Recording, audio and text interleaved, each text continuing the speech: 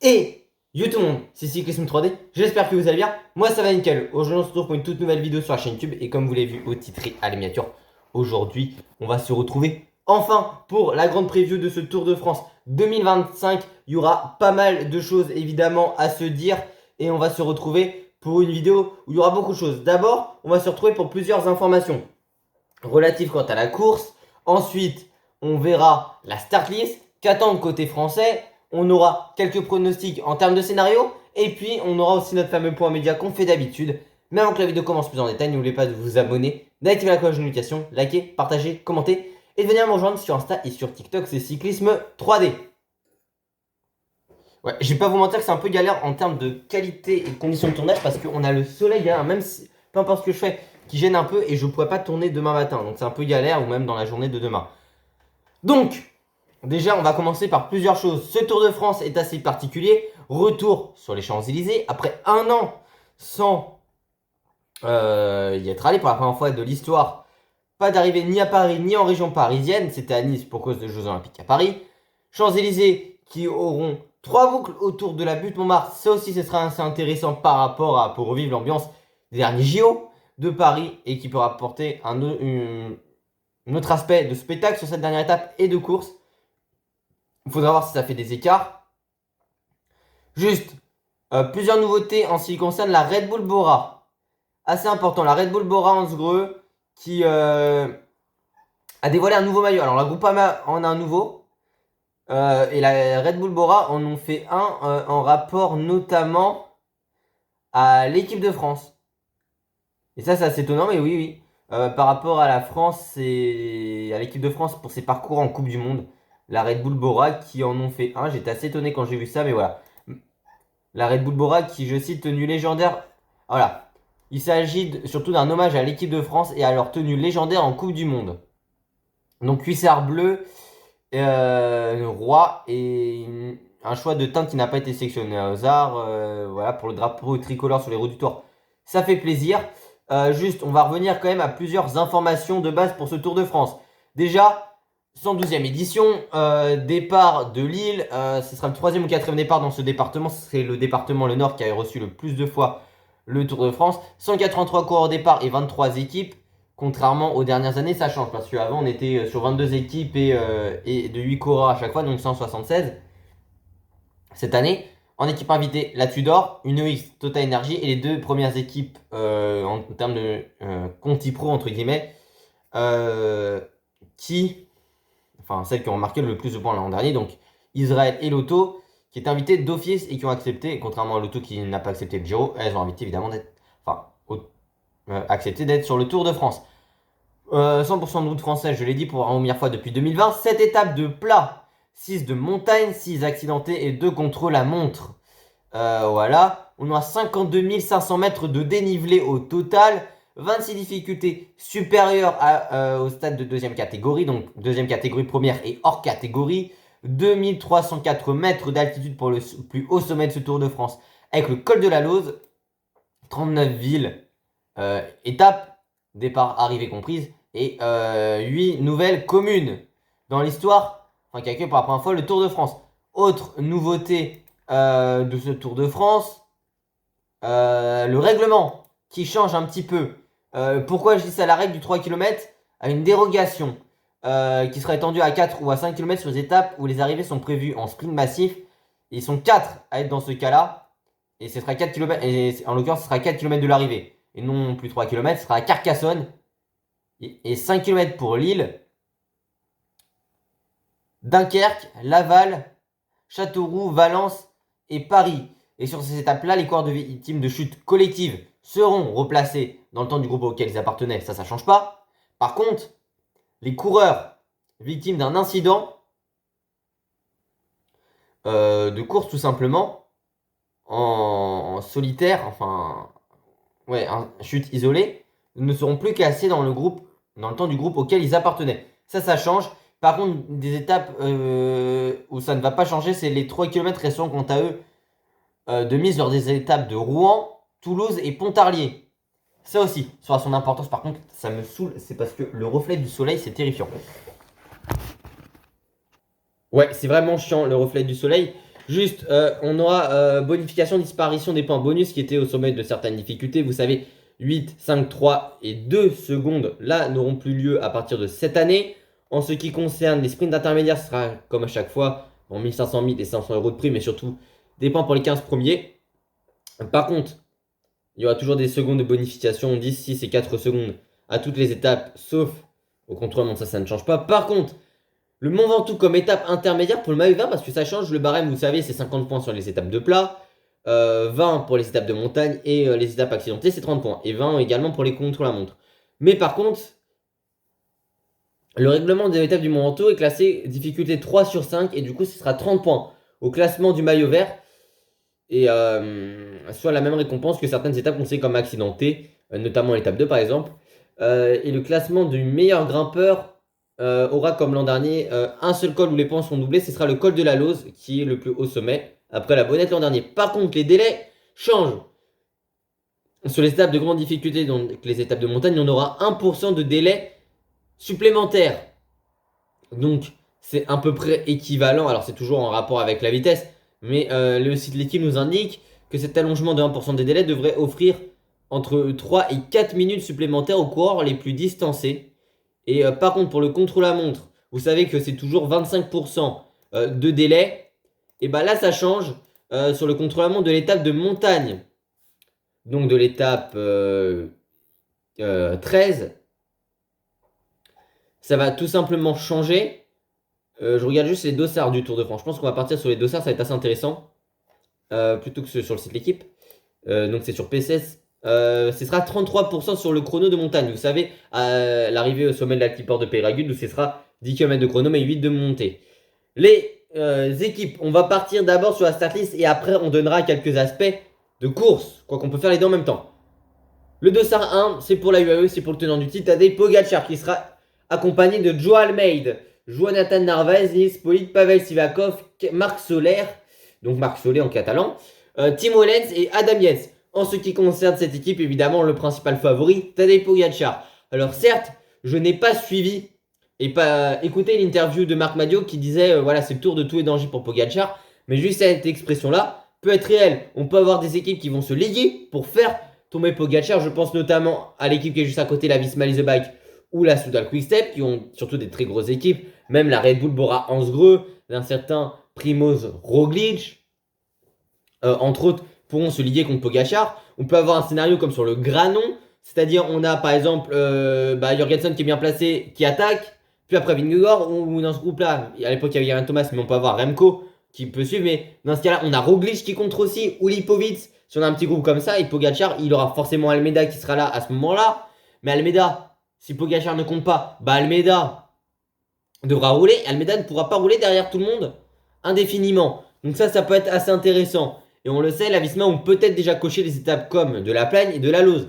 On sait que la plus grosse défaillance de Pogacar sur un Tour de France, c'était au col de la Lose. C'était en 2023. Certes, il revenait de blessure, tout ça, mais c'est à noter. Et c'est à noter également, en ce qui concerne Tadej Pogacar, aussi, que l'effort de chaleur, c'est pas ce qu'il aime le plus. Même si on a vu sur le Dauphiné que ça allait bien, faut toujours se méfier par rapport à Vingegaard. Et puis en altitude, Vingegaard peut être un peu supérieur à lui sur certains aspects. Mais Pogacar est forcément le principal favori. En contre-la-montre, on a vu qu'il était moins fort que Vingegaard. Remco, c'était sûr, mais que Vingegaard sur le Dauphiné, un chrono qui faisait 16 bornes. Ce ne sera pas la même chose sur 35 km, je crois, le chrono de Caen pour spécialiste. Et puis l'équipe de Pogacar, c'est très fort en montagne, mais il n'y a pas tant de monde que ça pour le plat. Il y a quand même évidemment Nils Polic et Wellens qui savent rouler sur le plat. Mais après ça, c'est compliqué. Peut-être un peu Narvaez. De toute façon, je pense que le train Visma, UAE, ce sera forcément Polic en premier. Derrière, ça peut être Wellens en 2 ou Narvaez. Sur le Dauphiné, on a vu que Narvaez roulait beaucoup sur l'étape où Pogacar prend le maillot jaune. Et dès le dernier accompagné Pogacar, on peut le voir un peu plus loin. Aussi, ce qu'on peut voir, c'est quelque chose que faisait la Sky à l'époque. C'est que notamment, on pouvait avoir un coéquipier qui est très fort, par exemple, dans les Alpes. Et dans les Pyrénées, un autre. Celui qui est très fort dans les Pyrénées était moins bon dans les Alpes. À l'image, c'était beaucoup expliqué d'Henao sur le Tour de France 2016 qui était très bon dans les Pyrénées, mais pas spécialement présent dans les Alpes. Et Wout Poels qui était aérien dans les Alpes aux côtés de Froome, mais pas tant que ça dans les Pyrénées. Et on peut voir comme sur le Dauphiné, des coureurs de la UAE se relever à certaines étapes pour se préserver pour de la montagne. Après, on peut avoir soit Narvaez ou Wellens en 2 ou 3e échelon. Et je pense que le quatrième UAE, ce sera Solé. Quoique Solé, est-ce qu'il sera pas plus loin derrière, Marc? Parce que c'est vrai que sur le Dauphiné, il n'était pas transcendant. Il était même quasiment peu visible. Parce que sur l'étape de Combloux, bah, on voit beaucoup Willems et Sivakov et Narvaez. Il n'était pas tant que là à ses côtés. De Pogacar, idem. Bah, sur la deuxième étape, Pogacar, c'était l'étape qui remporte, c'était Valménier 1800. Bah, Marc Solé, on l'a quasiment pas vu. Et j'irai même encore plus loin. Sur la dernière étape, on voit Polit présent dans le dernier col. Sivakov, Wellens. Wellens qui était quand même le plus solide des coéquipiers à Pogacar avec Sivak. Et après, et bah plus personne. Enfin, Soleil était quasiment pas là. Faudra voir Yorayet qui s'est sacrifié sur Tirreno et sur le Tour de Catalogne pour Juan Ayuso. Mais sur le Giro, il s'est pas sacrifié pour Del Toro. Pourtant, il était censé être co-leader avec Ayuso. Mais Del Toro était supérieur à lui en course. Et ça m'avait étonné quand sur Vélo Magazine, on met notamment que, bah, tout simplement, c'était pourquoi pas Del Toro la solution de rechange au cas où on avait un problème en ce qui concerne Ayuso. Je me suis dit, bah, Del Toro, certes, il a gagné Milan-Turin, mais on l'a pas vu sur 3 semaines tenir, même si voilà, il a été victime de la chaleur sur la traversée de l'Andalousie sur la dernière Vuelta et que ça pouvait aller notamment au lago de Covadonga. Fallait voir, au final, Del Toro était leader, mais que ce soit McNulty ou Adam Yates, ils se sont peu sacrifiés pour lui. Et j'irai même plus loin, Adam Yates, sur le Giro, il finit 12ème, mais on l'a très peu vu. Et notamment sur l'étape de Champoluc, il craque. Et on le voit un peu sur ses strières, mais même en montagne, on l'a quasiment peu vu. Il y a l'étape 16 où il tient un peu, et quand je dis qu'il tient sur l'étape 20, l'étape 20, il revient, hein, entre guillemets, non, pardon, il fait 18 et 20 de ces étapes-là. Mais il revient, oui, il revient certes dans le final, mais voilà, c'est après que tout se soit passé, mais que ce soit lui ou McNulty, il n'était pas aux côtés Del Toro, dès que ça a enclenché, dans le col, tout simplement, qui était de la Finestrée. Et ce qui peut être un peu plus important aussi par rapport à Yes, c'est qu'il est de août 92. Donc comme Alaphilippe, comme Jungels, comme forcément son frère jumeau Simon, les deux sont... et ça c'est important, enfin ils vont tous avoir 33 ans cette année. Et on sait qu'on peut peut-être être un peu moins fort. Alors certes, forcément, quand il est aux côtés de Pogacar, il se donne à fond. Mais aussi, ce qui va être important, et ça on entend peu parler sur Damiens, c'est qu'il a enchaîné l'an dernier Giro, Vuelta, Giro cette année et Tour. Ce qui veut dire qu'il enchaîne son 4ème grand tour à la suite. Et quand on regarde sa Vuelta l'an dernier, il dit peut-être qu'il joue pas spécialement le général. Catalogne, il finit 32 du général, Tirreno 16ème par exemple.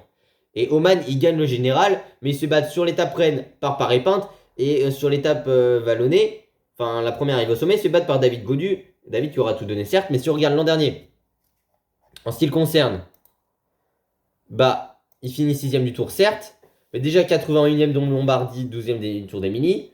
Et sur la Volta, il finit 12ème du général, mais au début il dit je joue pas spécialement le classement général. Ok. Au final il s'accroche un peu, même si sur la première étape de montagne, vous remarquez quand même que il finit 26ème, ok. Il gagne la 9ème étape avec un sacré numéro par rapport à Gaudu et aux autres hommes du peloton. D'accord.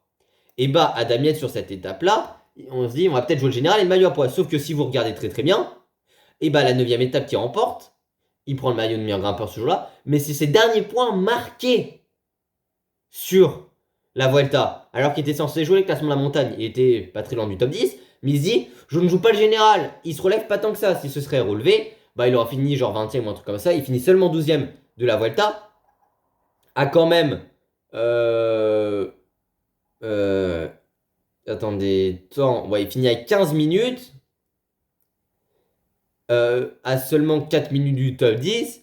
Et 5 de Sivakov, qui au final était le mieux placé des coureurs de sa formation. Ok. Mais il s'est même pas sacrifié ou il a même pas tenté d'aider notamment Pavel Sivakov. Donc c'est assez bizarre. Et Sivakov qui sera équipier indéniablement sur ce tour. Je pense limite, ça m'étonnerait pas si on le voit plus haut qu'Almeida. Pas qu'Almeida, que Yates sur ce Giro, sur ce Tour de France. Aux côtés de Pogacar. Pavel qui a marqué peu de points ici cette année, mais quand même sur le Dauphiné, bah, va quand même chercher une 27ème place au général. Paris-Nice, il était pas bon 85ème mais malade et il abandonne le Tour de Catalogne où il était pas dans le rythme. 36 jours de course, c'est correct pour un début de Tour de France.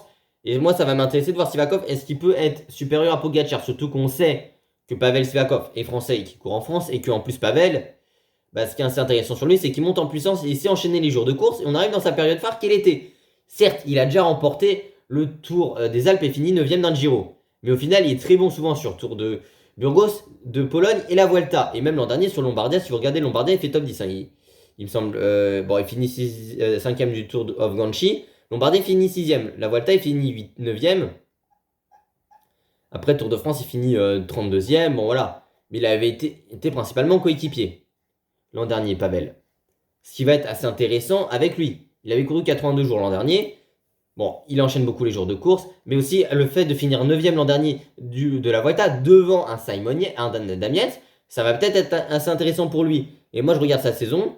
Certes, c'est peut-être pas le meilleur, mais en montagne, on sait que c'est un équipier sur lequel on peut pas mal compter. Et moi, je serais pas étonné, sincèrement, qu'il soit le 3ème UAE, pourquoi pas, en montagne. Égal, voire supérieur à Damiens sur certaines étapes. En plus, on sait souvent qu'Adamiens reste souvent que de peloton. Et là, il faudra voir quand même, comme j'ai dit, 4 grands tours à la suite, comment il gère. Parce qu'au final, ça aura assez d'important. J'ai pas vu combien de jours de course il a, Simon, depuis le début de saison. 42 jours. Ce qui est quand même assez conséquent aussi.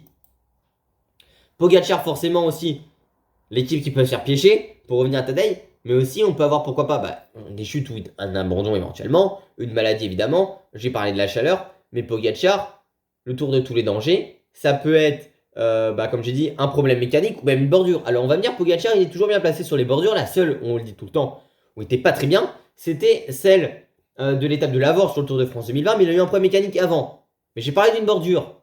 Il y a seulement Polite et éventuellement Wellens qui connaissent les classiques et qui sont bons sur le plat pour l'aider. On va me dire, Pogacar, il sait se placer, oui. Mais Pogacar, s'il est dans une bordure et qu'il a un problème mécanique, comment tu fais?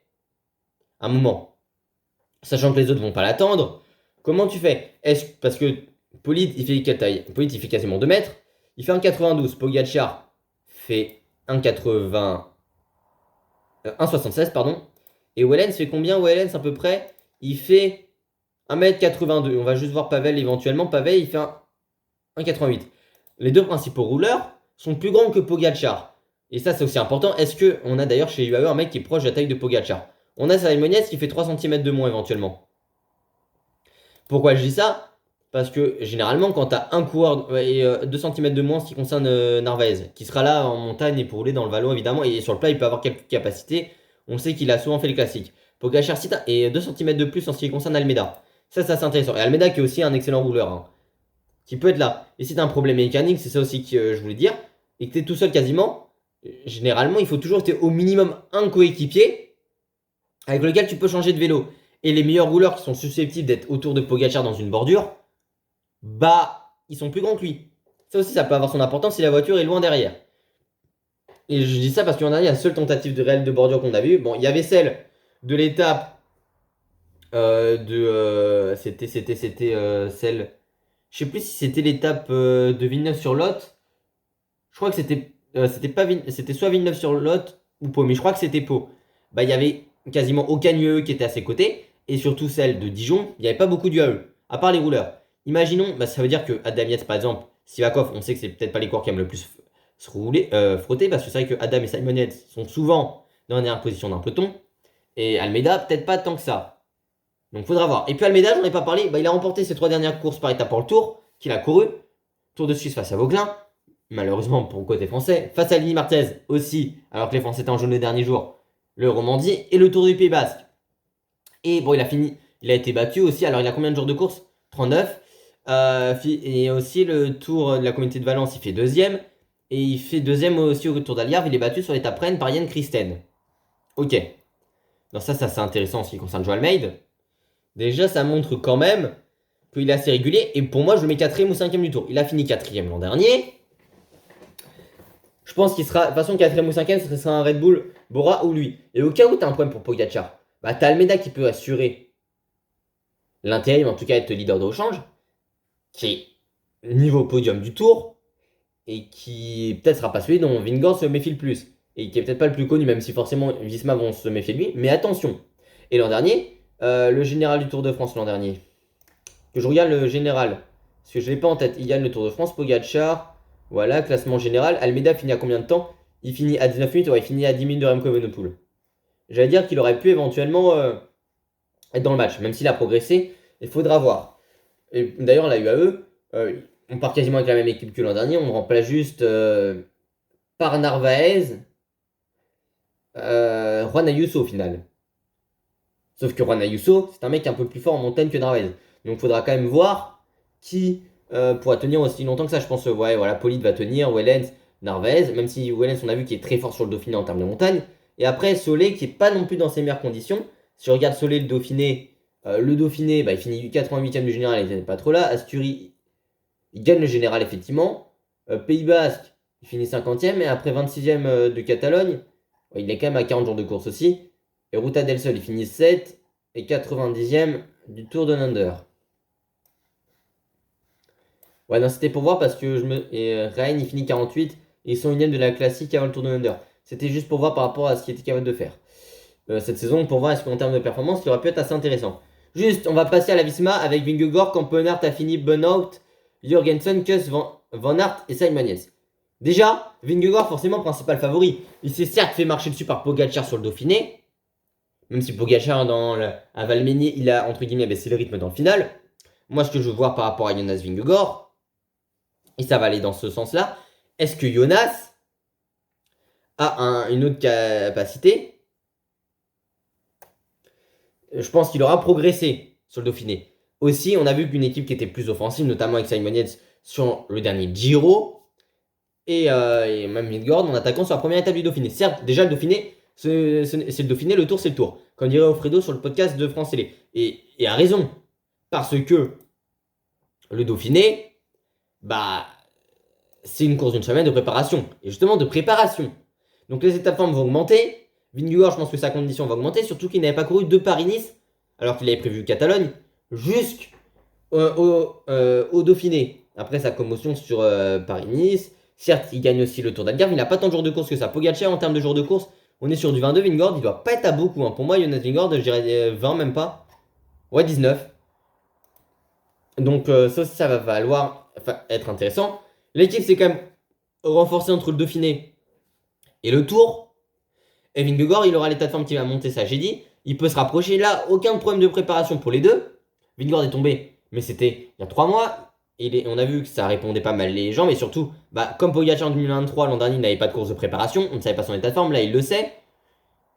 Chez Visma, j'ai parlé que certaines étapes alpestres, ils peuvent faire mal à Pogacar en partant avec un coureur en échappée, pourquoi pas, pour retomber sur lui ou un éclaireur. L'équipe pourra mettre la pression sur la UAE, comme sur le Granon ou autre. Ou même ce qu'ils étaient capables de faire sur le Tour 2023. L'an dernier, ils se sont quand même pas mal fait marcher dessus par UAE. Et aussi, je pense qu'il aura peut-être une réaction d'orgueil à un moment de Vingegaard de vouloir montrer s'il est le patron par rapport à Pogacar. Et c'est le seul qui est capable de tenir par rapport à Pogacar sur 3 semaines. Autour de lui, il y aura Benoît toujours là, dans le pas et en montagne, qui risque de partir chez Decathlon. Simon Yates qui enchaîne Giro Tour, qui sera là en termes de coéquipier. Il jouera pas le général, mais je pense qu'il sera avant-dernier coéquipier de Vingegaard parce qu'il y aura Jorgensen. Kampenart, Affini seront là pour le plat, mais Kampenart grimpe de mieux en mieux au fur et à mesure des années, en tant que baroudeur, tout ça. Mais Kampenart Affini qui enchaîne Giro Tour aussi. Comme comme Van Aert et Yates. Van Aert va enchaîner de grands tours. Il aura peut-être sa carte sur certaines étapes, mais il sera là en termes de coéquipier. Mais est-ce que Van Aert aura la capacité, sur 2 grands tours à la suite, d'être à un énorme niveau en tant que coéquipier de Vingegaard? Ça, faudra voir. Il y aura Kuss que j'avais pas beaucoup vu l'an dernier. Si on regarde sa saison l'an dernier, même depuis le début de saison, Algarve c'est 38e, 23e du Tour de Catalogne, abandon au Pays Basque, mais il était vraiment pas dans le coup. Par contre, 13e du général du Dauphiné, on a senti qu'il remontait en puissance par rapport à avant. Et en fait, depuis sa victoire sur la Vuelta, où il avait enchaîné, alors que là, il a 27 jours de course, 3 grands tours la même année, il est à combien de jours de course juste en 2023 pour voir? 77. Mais il avait gagné un grand tour. C'est vrai que en ce qui concerne comment il s'appelle, Sepkus l'an dernier, 6ème de la classique à Rennes, mais 8ème Tour d'Algarve, mais sinon après c'est abandon au Stradé. 13ème à Catalogne, mais sans trop être présent. 41ème au Pays Basque, Dauphiné, abandon. Premier à Burgos. Et sur la Vuelta, c'est 25ème, mais 13ème du général, mais sans peser. Et vraiment n'étant pas bien. L'an dernier, il a vraiment une année sans. Et là, certes, il gagne Burgos en dernier, mais là, j'ai trouvé qu'on avait un Sepkus qui remontait en termes de niveau. Et ça peut être assez intéressant. Même si je pense que, limite, ce sera soit lui, en avant-dernier, Yes, et après, on aura Jorgensen. Mais est-ce que Jorgensen, aussi, aura pas des ambitions? Il a eu à eux, il n'y a pas Yusso, mais on peut avoir un moment, peut-être une guerre d'ego, même si Almeida sait qu'il devra. Enfin, c'est que la meilleure production nous le dit toujours. Ça court moins bien chez UAE quand il n'y a pas Pogacar, effectivement, notamment le Giro. Mais en termes d'ego, Almeida sait, tout comme Yates, ils devront rouler pour Pogacar. Donc là, ça peut peut-être tenir, mais est-ce que dans un an ou est-ce que sur la Vuelta? Ou la Vuelta, alors Pogacar, est-ce qu'il a prévu la Vuelta à son palmarès? Il n'a pas prévu la Vuelta pour le moment, mais Solé a dû prévoir la Vuelta. J'imagine Marc Solé, il a prévu la Vuelta. La Vuelta, est-ce qu'on a des coureurs qui sont déjà prévus? Ouais, il y a Godu, mais je suis à eux, c'est. Ouais, voilà, Maïka, Bierg, Almeida, Kristen, Novak et Solé. Il y aura sûrement Pogacar, mais est-ce qu'il y aura Ayuso? Et on peut s'attendre, est-ce qu'il n'y aura pas à un moment une explosion en termes de d'ego dans cette équipe? Ce qu'il peut avoir aussi chez UAE, chez Visma. Parce que est-ce que Jorgensen, qui a prolongé jusqu'en 2029, va pas vouloir jouer sa carte? Il sera coéquipier, mais l'an dernier, il fait 8ème du tour. Est-ce que là, il va pas vouloir s'accrocher pour faire une place au général? Qui, comme Almeida, sera coéquipier de Vingord et pourra être le leader au cas où il y a un problème pour Jonas. Faudra voir. Mais est-ce qu'il va vouloir sacrifier à 100% en se disant je vais pas jouer ma carte comme sur Paris-Nice? Mais même au final, il joue sa carte sur le Dauphiné, Jorgensen. Parce que si vous regardez Jorgensen sur le Dauphiné, il finit quand même 6ème. Mais il finit 6ème d'un critérium du Dauphiné, où à la pédale, Paul Sexas était de son niveau. Paul Sexas finit à 57 secondes de lui au général, mais Paul Sexas est surtout dû à la chute qu'il a eue. Oui, dans la dernière ascension, où en plus, certes, il change pas de vélo, mais il finit avec un guidon de travers. Et au final, quand on regarde Paul Sexas, il était du niveau de Jorgensen, enfin, il était supérieur à Jorgensen et Henrik Mas à la pédale. Surtout que Jorgensen, si on regarde, ouais, voilà, à Valmenier, il perd pas mal de temps. Valmenier, il me semble, Valmenier, il craque, il finit à 5,27. Il finit quand même à 2 minutes, enfin, à 1,30 quand même d'un corps comme Paul Sexas ou de Guillaume Martin qu'on reparlera tout à l'heure. Donc voilà. Alors, le Dauphiné, c'est le Dauphiné, mais est-ce qu'il va pas vouloir jouer sa carte? C'est une question. Là, Soudal Quickstep, on est presque à une demi-heure de vidéo. Soudal Quickstep, Remco, Cataneo, Encourn, Merlier, Paré-Peintre, Valentin, Charman, Van der Berge, Van Wilder. Van der Berge et Encourn seront là pour le plat, tout comme Cataneo qui s'est roulé, mais il peut être en montagne. J'ai déjà dit, notamment sur le Tour en Torel, il a fini 12ème du Tour en 2021. Paré-Peintre, Charman s'est roulé, il sera là en termes de coéquipier. Valentin qui revient d'une blessure. Alors il a gagné l'étape Rennes et fini deuxième du général devant David Gaudu, derrière Damiette sur le Tour d'Oman. Abandon sur le Catalogne suite à une blessure au sacrum, je crois. En tout cas, il n'a pas dû être là pendant 6 semaines à vélo. Il est revenu sur le Dauphiné. Dauphiné compliqué pour Valentin, même si sur la dernière étape, ça allait un peu mieux. Il avait pris l'échappée, il avait pu un peu aider Remco. Effectivement. Par contre, en termes de montagne, on a Van Wilder qui a fini top 10, soit 8ème du Tour de Suisse, qui était peut-être pas, qui monte en puissance, mais Van Wilder, est-ce qu'il est en fin de contrat? Est-ce qu'il va quitter sa formation ou pas? Valentin, pareil, peintre, va monter en puissance. Ce sera la deuxième fois qu'il va courir avec Remco. Faudra voir. Sherman, est-ce qu'il sera toujours en capacité? Certes, il a gagné une étape de montagne, c'était sur le Giro en 2018. Il a quand même déjà été très performant. Sherman, cette saison, il me semble, il a gagné une étape, le prologue du Tour de Catalogne, pas de Catalogne, du Pays Basque, qui finit 3ème au général. Paris-Nice, il finit 17ème. Il a gagné 2 fois. Paris-Nice, il finit 5ème du Tour d'Algarve. Et finit 63ème. On a vu une équipe, en plus avec l'abandon de Vervac, qui s'est fait la clavicule, Landa qui a eu les vertèbres et qui a dû abandonner dès la première étape de la Vuelta. Du Giro, pardon, au final, tu as 2 coureurs qui devaient être là, qui ne sont pas là au départ de cette épreuve. Et ça va compter. Par contre, Merlier, avec lequel tu veux jouer les sprints, Van der Berge, Encourn, Van der Berge peuvent aussi protéger à certains moments des étapes de plat Remco, et ils rouleront dans tous les cas. Mais c'est 2 coureurs qui seront là pour lancer les sprints pour Merlier. Merlier qui a pas vraiment tant de poisson pilote que ça, seulement 2 mecs totalement dédiés à lui. Et puis à un moment, tu joues le général avec Remco, mais tu auras Merlier, qui est un sprinter qui, c'est vrai, sur les grands tours, souvent était de moins en moins bon au fur et à mesure que les joueurs avançaient. Même si l'an dernier, il me semble qu'il a gagné la dernière étape du Giro. Si je dis pas de bêtises, c'est ce qu'il a fait, voilà. Mais c'est vrai qu'en 2021, il abandonne le Tour de France sur l'étape de Tignes et le Giro en première semaine également, les deux en première semaine. Cette année, il n'a pas fait de grand tour, mais l'an dernier, il termine la Vuelta. Est-ce que 2022, il termine la Vuelta en 2022, effectivement. 2023, il fait pas de grand tour, il me semble. Non, il fait pas de grand tour. Et ouais, il avait pas fait de GT cette année-là.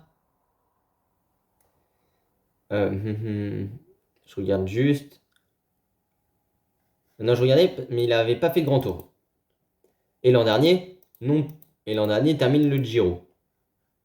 Il n'aura pas une équipe totalement dédiée à lui. Et ce que je veux dire par rapport à Tim Merlier, bah, c'est que Merlier, c'est un coureur qui est un sprinter et qui va être assez loin sur ses étapes et qui aura du mal à terminer des fois dans les délais. Et ça va compter aussi pour sa formation. Parce que tu vas avoir lui, Van der Berge et Encorn qui vont vouloir l'attendre sur certaines étapes. Ça te fait 3 coéquipiers en moins assez rapidement. Catano, on ne sait pas dans quel rôle il va être. Il peut s'accrocher tout comme Sherman, mais pas tout le temps. Et par épante, est-ce qu'il aura pas sa carte sur certaines échappées? Faudra voir. Et Van Wilder également. Et Remco, on a vu sur le Dauphiné. D'ailleurs, j'ai pas dit, mais Vingegaard ne suivait pas totalement Pogacar. Il amortissait à certains moments en restant proche sur certains kilomètres. Par contre, Remco, sur le Dauphiné, il finit 4ème, certes. Ouais, 4ème, en étant moins bien, notamment sur l'étape 7, qu'un certain Johannessen. Et ça, faut le préciser. Et au général, si on peut regarder le général en ce qui le concerne, général, bah, il y avait à moins de 2 minutes, quand même, Tobias Allan de Johannessen. Il s'est quand même fait pas mal battre par Lipovic qui monte en puissance. Alors, certes, Remco est toujours meilleur que sur le Dauphiné l'an dernier. Et sur le Dauphiné l'an dernier, il lui manquait des kilos à perdre et tout. Là, il était pas mal affûté, faudra voir. Et puis, c'est une course de préparation, le Dauphiné. Mais il n'y a rien d'une blessure longue. Notamment après avoir été percuté par une portière de véhicule de la Poste belge, où il a gagné pour sa reprise sur notamment la Brabançonne. Il est très bon avec sa 3ème place sur l'Amstel, mais c'est plus difficile sur la Flèche Wallonne. Et surtout, il a enchaîné beaucoup de jours de course à ce moment-là, parce qu'au final, quand on regarde sur Liège, il fait 9 de la Flèche. Liège, il fait 59ème, mais en se relâchant, enfin en se faisant distance, c'est dans le final. Et après, si on peut regarder, bah, sur le Romandie, il finit pas dans le top 10 Saturn 2000. Il gagne le chrono, ce qui fait qu'il est 5ème du général. Maintenant, pas de temps transcendant que ça. Alors, il monte en puissance. Il est à 20 jours de course, donc c'est plus que Vingegaard. Mais ça a été ramassé depuis début avril, même si sa condition monte. À un moment, certes, tu t'es aussi beaucoup entraîné, mais tu as cru que ça allait être compliqué pour la suite de ta carrière à la suite de ta blessure sur l'épaule, où tu as un nerf qui a été touché. Certes, tu as eu de l'entraînement pendant quelques temps, mais l'entraînement ne remplace pas la course. Il faudra voir pour Remco Evenepoel. Alors, il y aura le chrono qui va l'aider évidemment, où il peut prendre le jaune ce jour-là. En montagne, il va essayer d'amortir, mais ça va être dur. Il peut tenir au Mont d'Or, mais est-ce qu'il va pas perdre trop de temps? Surtout que l'an dernier, dès que Pogacar, Vingegaard, idem sur le Dauphiné, attaqué, bah, il restait à son niveau et à monter à son rythme. Faudra voir. Là, l'équipe sera moins solide que l'an dernier où tu avais Landa pour t'aider dans le final des étapes de montagne, même si Landa ne roulait pas tant que ça pour lui. IF, qui avait Carapaz qui voulait jouer le classement de la montagne après sa 3ème place sur le Giro, sauf que Carapaz, malade, n'y sera pas sur ce Giro, sur ce tour. Tu auras Margin Vandenberg pour les sprints, mais Vandenberg, certes, il a été performant avec une victoire sur la route d'Occitanie, mais Vandenberg, c'est vrai qu'il est meilleur en début de saison, la plupart du temps, que tout le reste. Il y aura Baudin qui sera là pour des victoires d'étape en punch. Benelli, mais Benelli, on connaît toujours Benelli. C'est-à-dire, Benelli, toujours là pour. Enfin, il est souvent offensif. Soit, de toute façon, Benelli, il y a plusieurs Benelli. Et lui qu'on a vu sur le Giro 2023, évidemment. Brabançonne 2023 aussi, je crois qu'il gagne. Il me semble 2023, il gagne la Brabançonne. Si j'ai pas de bêtises. Mais Brabançonne, je crois qu'il la gagne. Je vais vous dire ça, Brabançonne. Il gagne le Grand Prix Industrie et Artigianato. Il fait 3 de Coppi Bartali cette année-là. Et Brabançonne, il fait 2. Pardon. Il fait 2ème. Et c'est là qu'on l'a un peu découvert avec sa 2ème place aussi sur l'Amstel. Mais on a eu le Benelli. Aussi cette année, avec sa victoire sur le Dauphiné, j'ai dit. Sur Paris-Nice, pardon. Sur le Tour du Pays Basque qui est un énorme numéro 50 bandes. Mais on a eu le Benelli sur les Ardennaises que j'aime pas trop et qui m'énerve, même si c'est pas le corps que j'apprécie plus Benelli, honnêtement, bah c'est le Benelli qui attaque à contre-temps 15 fois alors qu'il a loupé le bon wagon et qui en plus, quand c'est ressorti notamment sur Amstel, il n'était pas présent. Et ça c'est énorme parce qu'il relance 15 000 fois sans suivre les bonnes roues et il s'est un peu cramé. Idem sur la première étape du Tour de France l'an dernier, il part longtemps après Bardet, il ne revient pas. Il est souvent attaquant. Est-ce que ça pourra payer pour lui? Je ne sais pas, mais il sera à l'attaque comme Baudin pour des victoires sur le punch. On parlera des Français plus tard, mais c'est pour ça que je m'attarde pas tant que Baudin là-dessus. Harrison Sweeney, ah oui, c'est parce que j'ai mis en français PCS, sauf que bah du coup ça détruit les noms de quelques coureurs. Donc Harrison Sweeney sera là pour aider Marcin Vandenberg et pour être là dans des échappées tout comme Valgren. Casper Asgreen roulera et quelques étapes comme Pontarlier pour être là. Albanese, il a remporté l'étape sur le Tour de Suisse, il sera présent en punch. C'est vrai qu'on a personne pour le général, on a Paulès qui peut être là dans des échappées, mais ça peut être intéressant. Intermarché, on aura Vito Brett, Hugo Page, Lorenz Retz pour le sprint, Roel Van Stint, Mark Stendijk, Jonas Rutsch toujours échappé et roulé pour Biniam Girmay en leader. Jörg Zimmermann pour des échappées, le nouveau champion d'Allemagne et qui est capable de tenir en moyenne montagne en montagne. Après sa victoire à Crévolan face à Burgodo, malheureusement pour Burgodo, sur la 6ème étape du Dauphiné en 2023. Et on aura Louis Barry qui est très fort, notamment championnat de France. Si on regarde Louis Barry, sa saison, c'est quand même vraiment pas mal. Mais voilà, sur le Romandie, bon, il finit 65e du général, mais 4e de l'étape 3. Qui était l'étape, il était en échappée, il me semble que c'était l'étape que remporte. Non, c'est l'étape que remporte Gevine. Justement, devant Ligny. Mais voilà, Gevine, ouais, il finit derrière Lee Martinez ce jour-là. Sur le Pays Basque, il n'est pas dans sa meilleure condition, mais par contre, Amstel 6ème, 24 de la Flèche et 25ème de Liège. 6ème pardon, des championnats de France.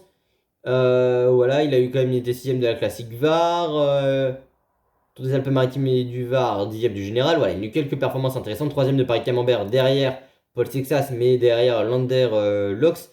Pour le Belge, il a eu une TDT Unibet, mais on avait Gruel 6, 5 Bizio et 4 Kosciuszko pour les jeunes français. Il a montré qu'il était très performant cette année et qu'il y a des étapes qui peuvent lui convenir. Je m'attarde pas trop là-dessus parce qu'on en parlera du côté des Français plus tard dans la vidéo. Vous inquiétez pas, comme pour Lenny Martinez.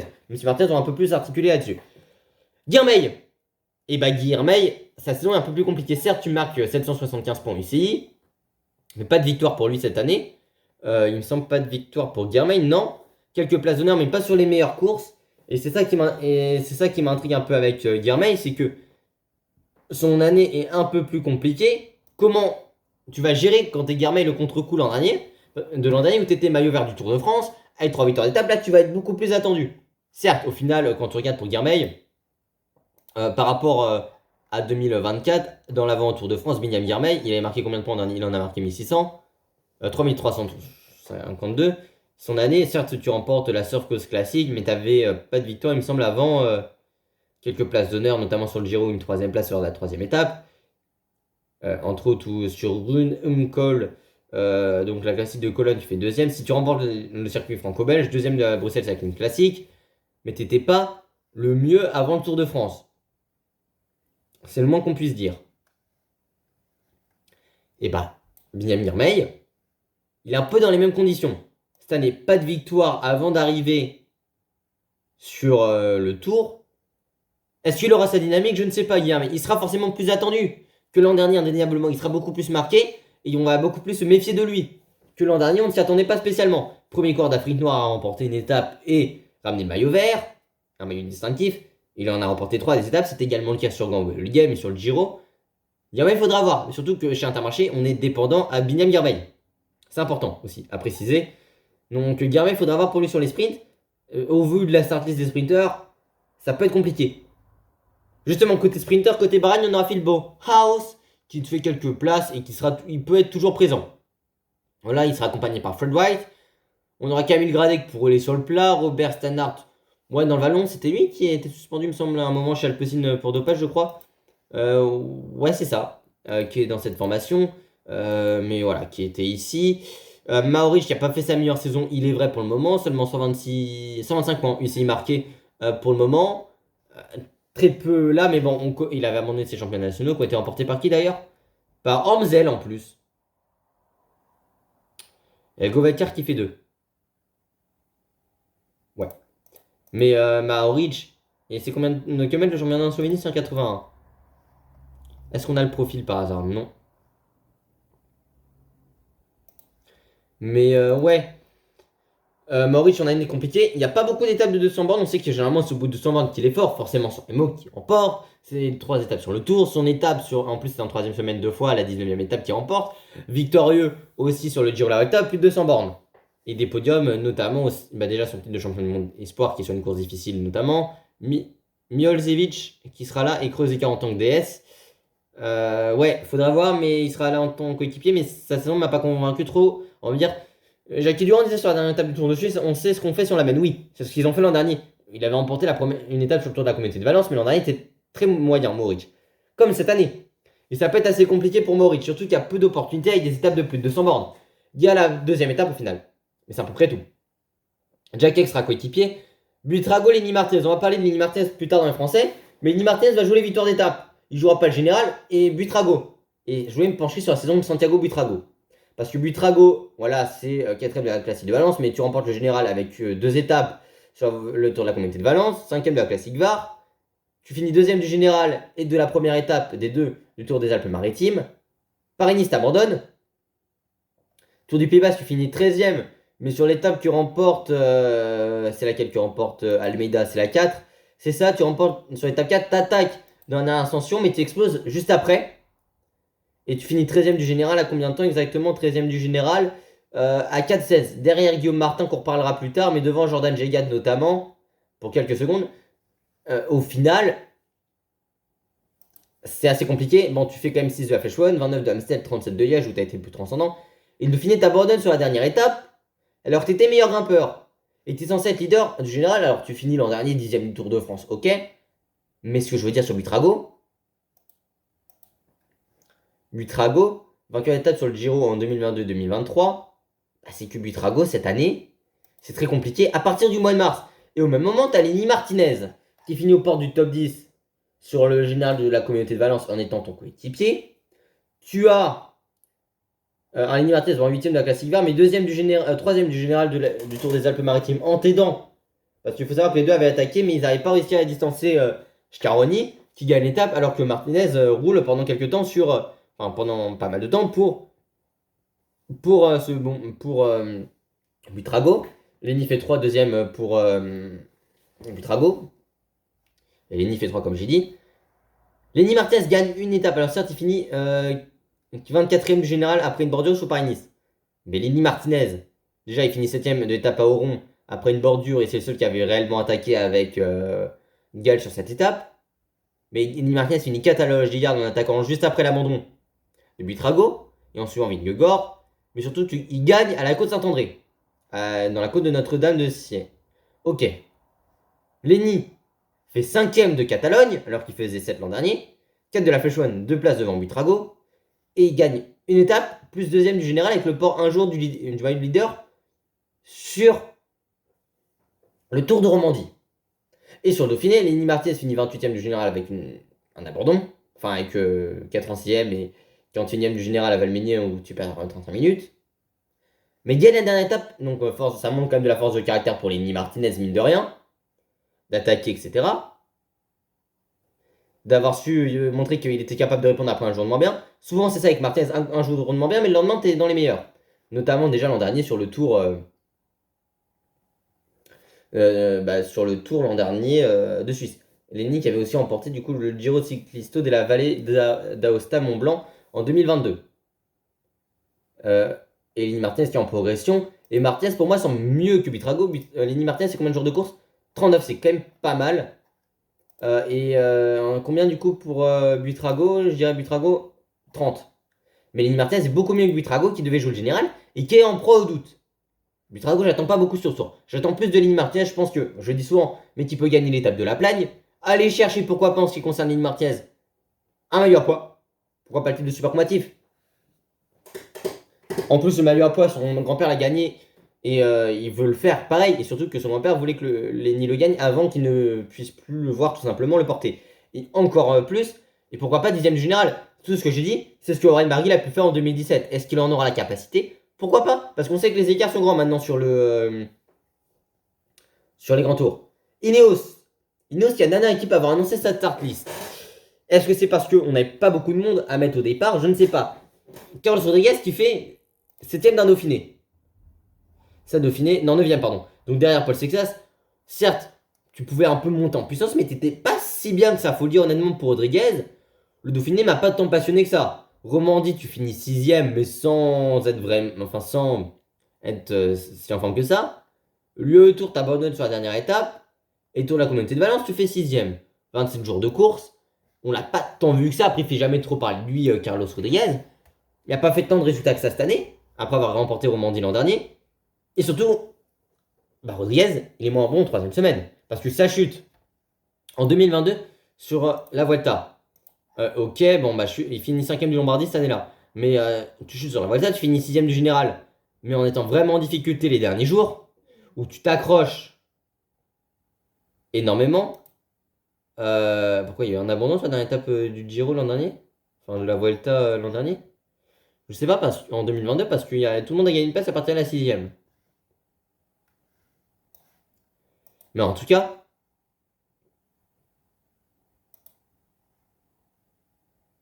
ouais, je sais pas. En tout cas, t'étais bien placé au général. Tu passes de la 4ème place au matin de la 17ème étape à 7ème en fin de course avec une chute où t'es râpé de partout, etc. Ok. 2023, le Tour de France, tu finis 5ème, mais en tombant sur l'avant-dernière étape. Avec l'arcade sourcilière ensemble. L'an dernier, le Tour de France, tu finis 7ème. On peut se dire, c'est ok? Oui, non.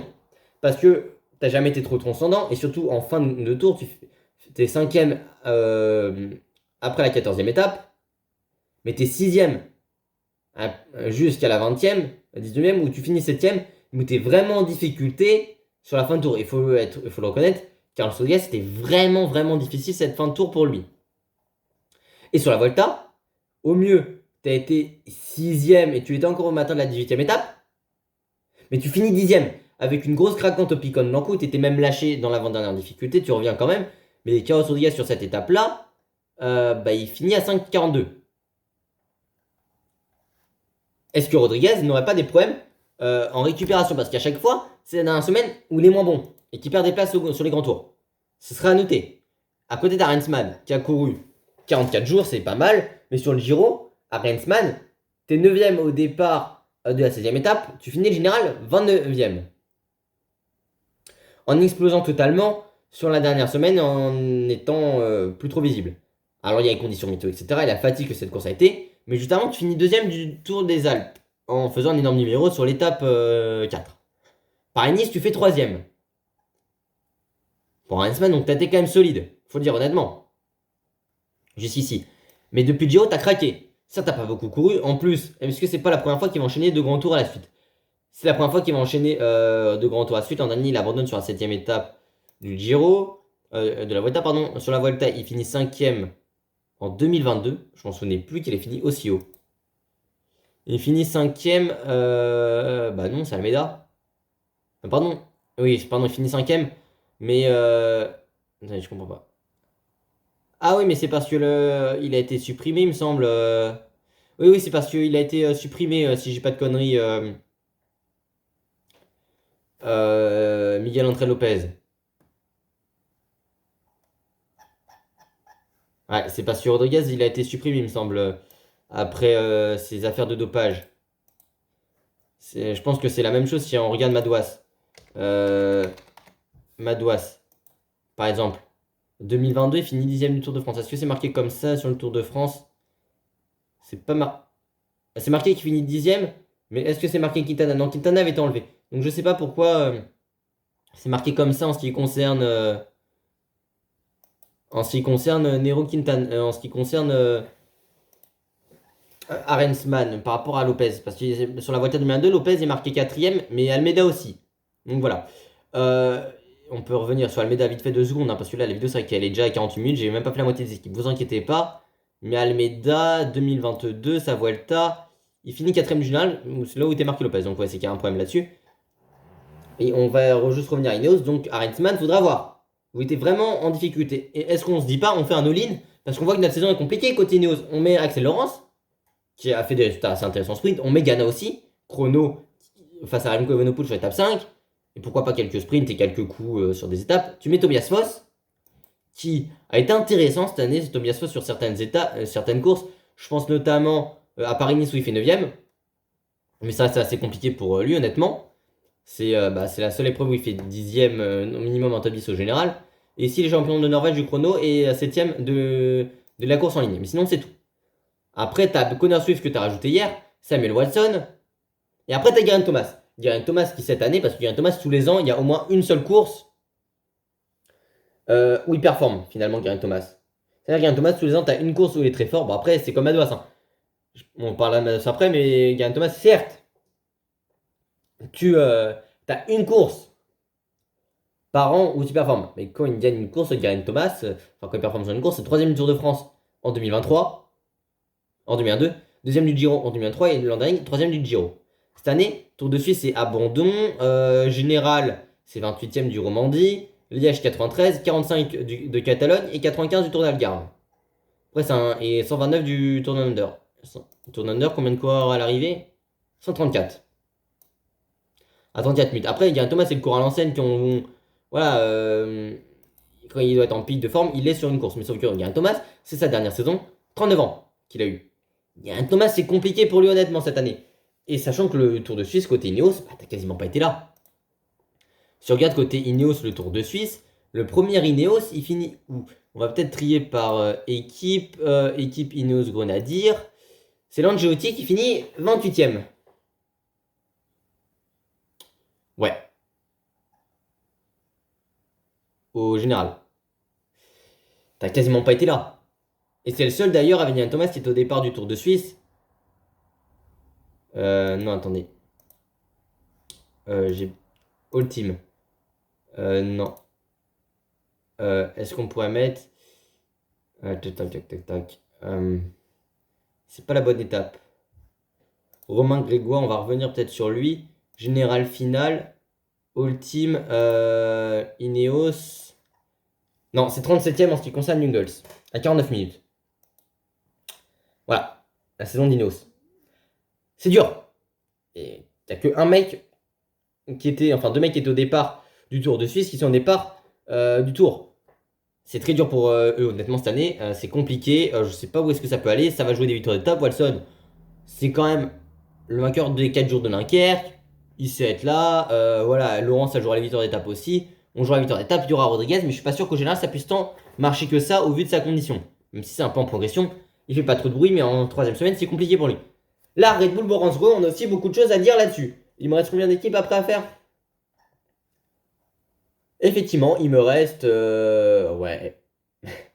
Il me reste combien? Oh là là. 14. Il me reste 15 équipes à faire.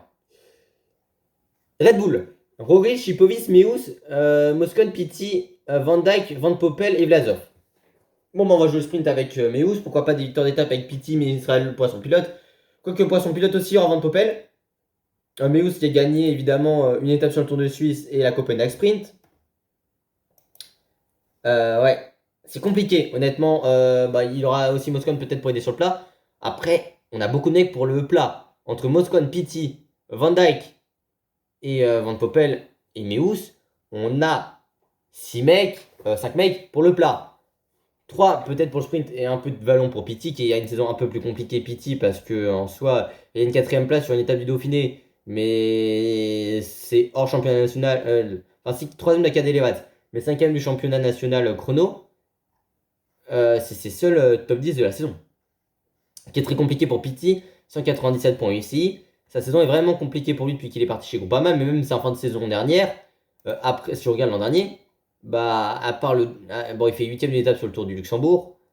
Ouais, Pitti, après, deuxième étape du Tour de l'Ain, mais le Giro l'a totalement fatigué. Après son Paris-Roubaix, il finit 7ème. Une 4ème place et une 8ème place sur l'étape du Giro. Ça a été très compliqué pour lui depuis qu'il a quitté cette formation-là, donc j'attends de voir. Mais ça va être compliqué, je pense qu'il va quand même amener un Meus qui est pas celui qui passe le mieux les bosses. Et puis on joue le général, mais avec un sprinter attitré, voire un deuxième avec Pitti, un poisson pilote avec Van Poppel.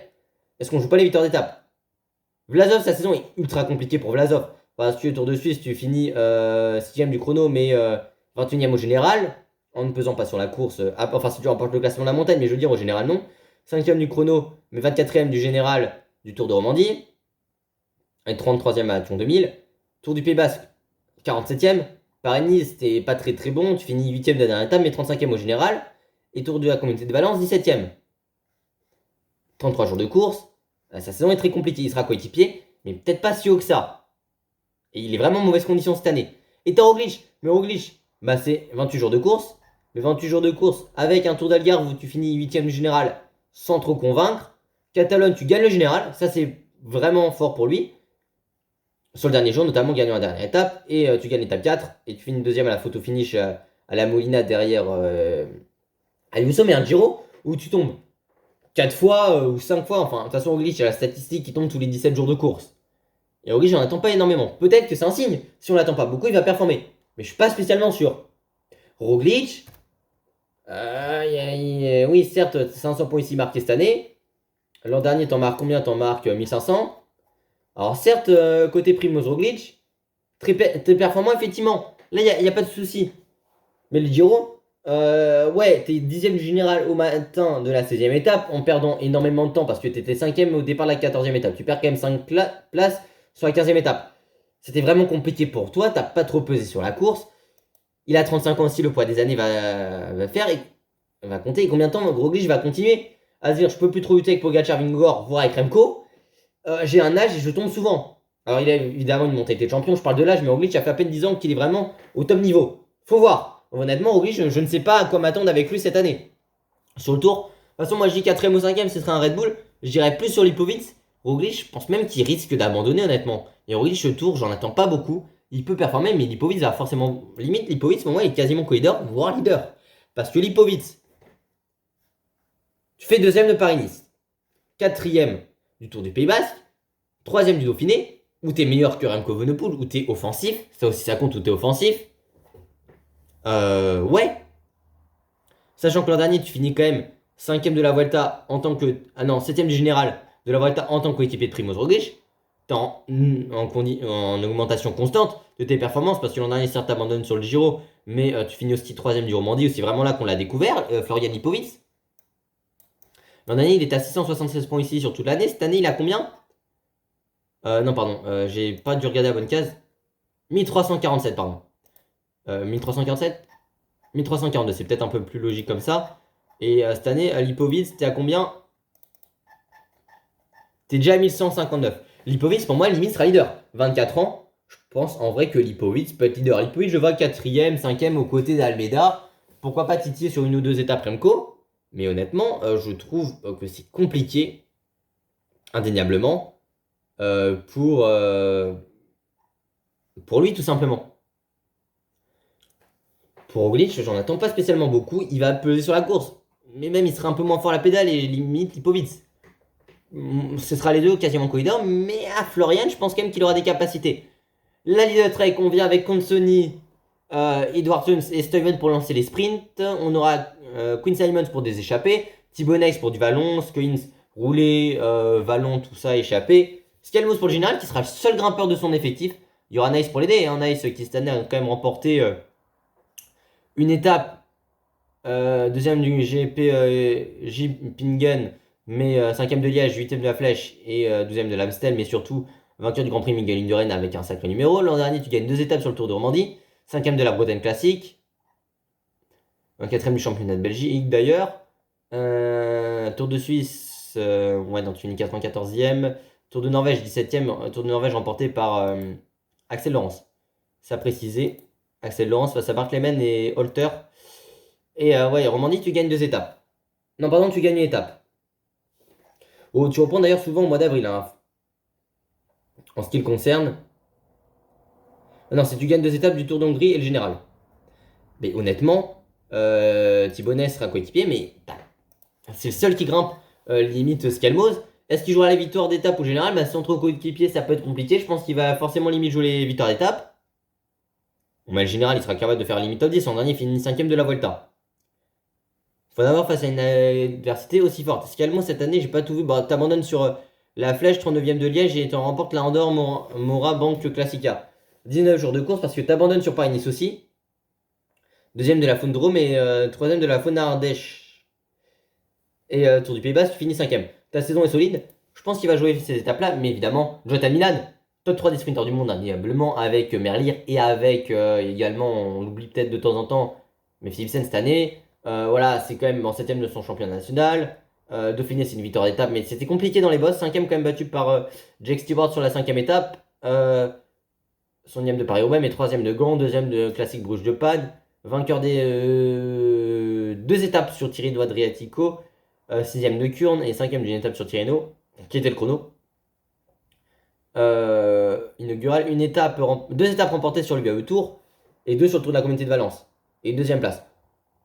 Ouais, Milan, honnêtement, va être l'un des favoris au sprint. Dernier italien vainqueur d'une étape, c'était Vincenzo Nibali en 2019. Je pense qu'il va remporter l'étape. Pourquoi pas le premier maillot jaune? Ça va être un énorme duel entre lui, Philipsen et Merlier, même si Merlier, ça va être compliqué en termes d'équipe. Mais là, l'équipe quasiment tournée exclusivement autour de lui. Quelques punchers. Mais t'as facilement 3 lanceurs et 2 mecs qui peuvent facilement sacrifier pour toi. Je pense que ça va faire mal honnêtement pour lui. Au sprint, il va être très très très solide. On se retrouve pour la suite de cette preview du Tour de France. Alors, il est vrai quand même que j'étais un anniversaire hier, je suis rentré tard, j'ai quasiment fait une insomnie cette nuit, mais je suis pari pour faire cette suite et fin de preview qui est déjà assez longue, effectivement. Mais bon, avant que quand même... enfin, on va tout simplement même continuer, j'allais dire. Au programme, du coup, aujourd'hui, ce sera la start... c'est... Enfin, à l'heure actuelle, plutôt, c'est la groupe AMFDJ avec Lewis Aski, Guillaume Martin, Cyril Barthes, Romain Grégoire, Valentin Madouas, Paché, Penouet, Russo. Russo sera là dans des coups et pour être en échappée, et surtout ouais, dans le train de sprint de Paul Penouet. Aski aura du champ libre, je pense, sur les étapes et même avec une pointe de vitesse pour aider Penouet. Pachi, il enchaîne Giro Tour, il sera en échappée et coéquipier. Barthes peut être en échappée, mais également lancé enfin, dans le train de sprint de Penouet qui sera sprinter numéro 1, je pense. Même si Aski est assez intéressant quand même. Après, en ce qui concerne Madouas, qui sera présent, voilà, échappé et victoire. Hein. Romain Grégoire, ce sera des victoires d'étape en première semaine. Guillaume Martin, général, pourquoi pas des victoires. Après, les 3 derniers non cités, j'en parle pas tout de suite parce que j'en parlerai côté français tout à l'heure, je tiens à le préciser. Côté Alpecin que Van Der Poel, Sylvain Dillet, Caden Groves, Sandro Meurice, Jasper Philipsen, Jonas Rickaert, Jenny Vermersch et Emile Verstreng. On s'adresse à Verstreng, Vermersch, Rickaert, ouais, Rickaert ainsi que Dillier, ça va être dans le train de sprint. Meurice, oui, en qualité de puncher, est assez intéressant, mais il sera aussi là pour être coéquipier très clairement du trio principal. Alors, Philipsen sera sprinter numéro 1. On fait doubler le Giro Tour à Caden Groves, donc son premier tour. Est-ce qu'il sera le lanceur de Philipsen? Je sais pas, ils courent pas spécialement souvent ensemble. Alors, est-ce qu'on va faire un sprint de temps en temps pour l'un ou pour l'autre? Je ne sais pas. Je pense que ce sera Philipsen numéro 1. Mais Caden Groves, c'est assez bizarre. Est-ce qu'on utilise Caden Groves en tant que sprint poisson pilote? Parce qu'on se dit, à l'image, je sais ailleurs ce qu'il faisait en 2021 avec Merlier et Philipsen pour avoir Mathieu Van Der Poel qui sera à l'attaque en échappée. Je pense notamment à Mathieu Van Der Poel qu'on peut voir sur le premier week-end et sur les étapes vallonnées, même si c'est assez étonnant effectivement côté Van Der Poel.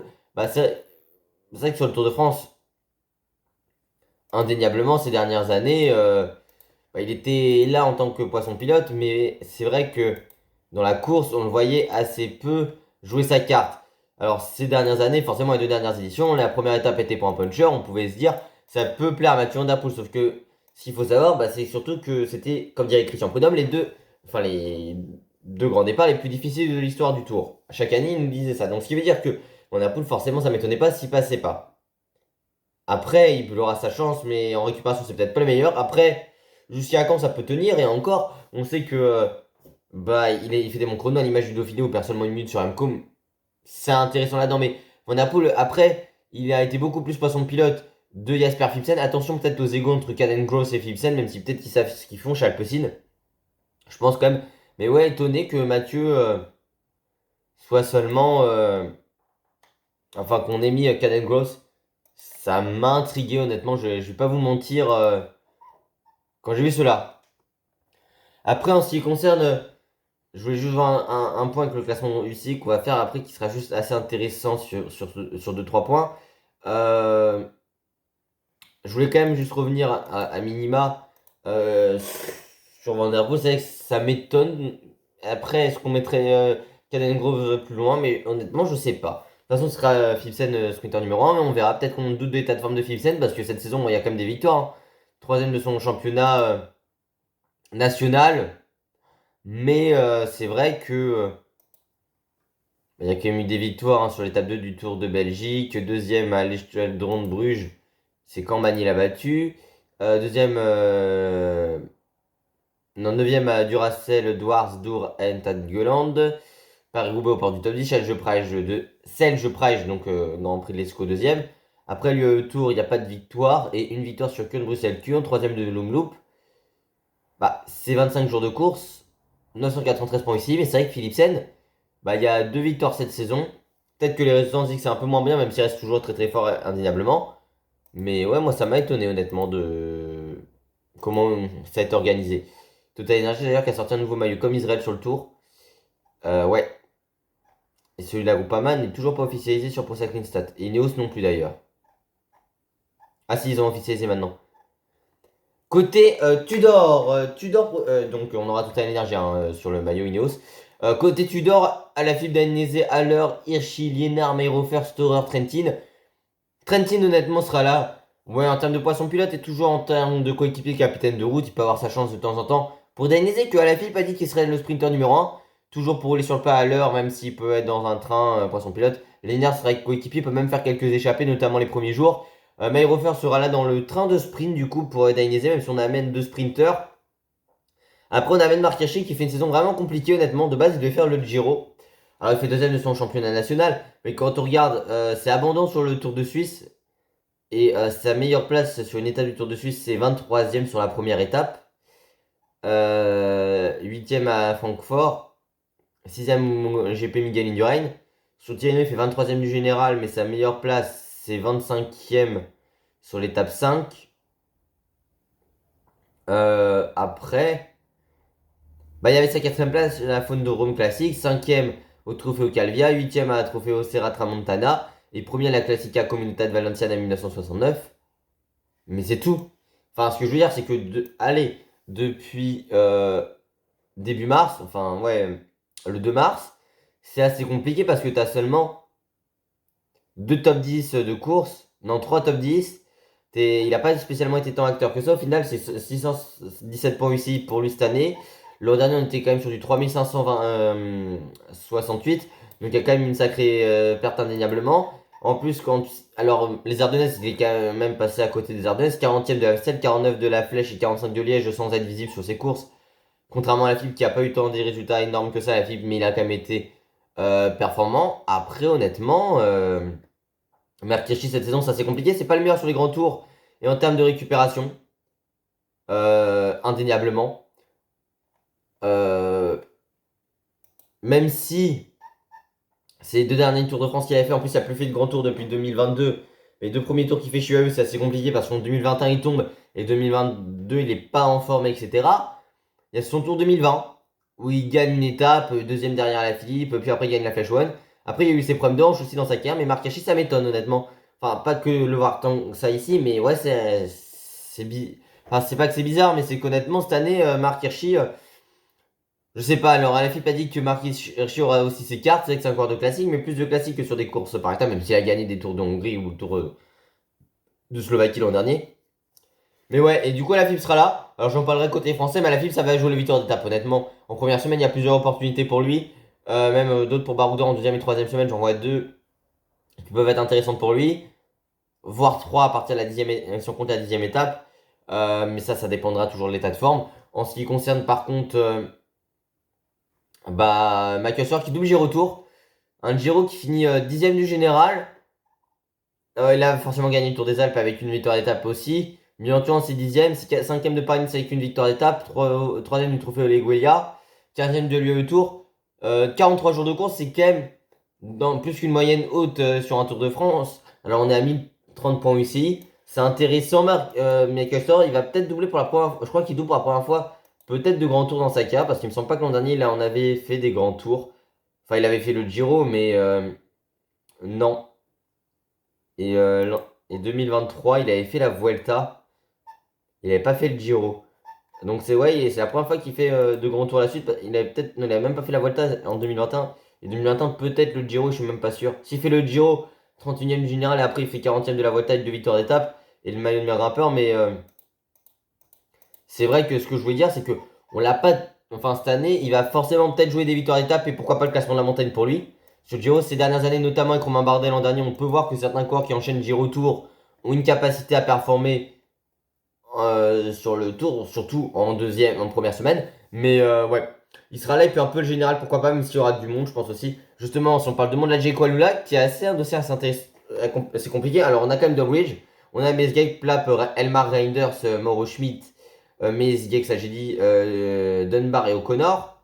Reinders sera dans le train de sprint. Dobridge aussi. En poisson pilote, on aura Mesgek pour Groenewegen, ça change pas. Le problème de cette équipe, c'est que déjà, on a Mathieu qui a des problèmes de santé qui ne sera pas au départ. On aura O'Connor qui sera là pour un général. Dunbar qui sera à ses côtés, qui peut faire jouer des étapes, sauf que sur le Dauphiné, bah, il fait 19ème du général, mais en explosant les 2 derniers jours. Comme dirait l'Amérique Production la plupart du temps, il a marqué 67 points ici cette année d'ailleurs, Dunbar. C'est que la plupart du temps, ce qui est intéressant sur une course de préparation comme le Dauphiné, c'est de voir la qualité de forme du coureur et de voir si la forme est croissante. Sauf que, et comment ça s'améliore, etc. Sauf que là, c'est les 2 derniers jours, il passe à côté sur le Dauphiné. Donc peut-être que la forme n'était pas si haute que ça. Plap enchaîne Giro-Tour après une victoire sur le Giro, il peut être assez intéressant. Mauro Schmidt, enfin faudra voir quand même pour des victoires d'étape et coéquipier, tant pour le train de sprint que pour O'Connor. Mauro Schmidt, il aura sa carte honnêtement.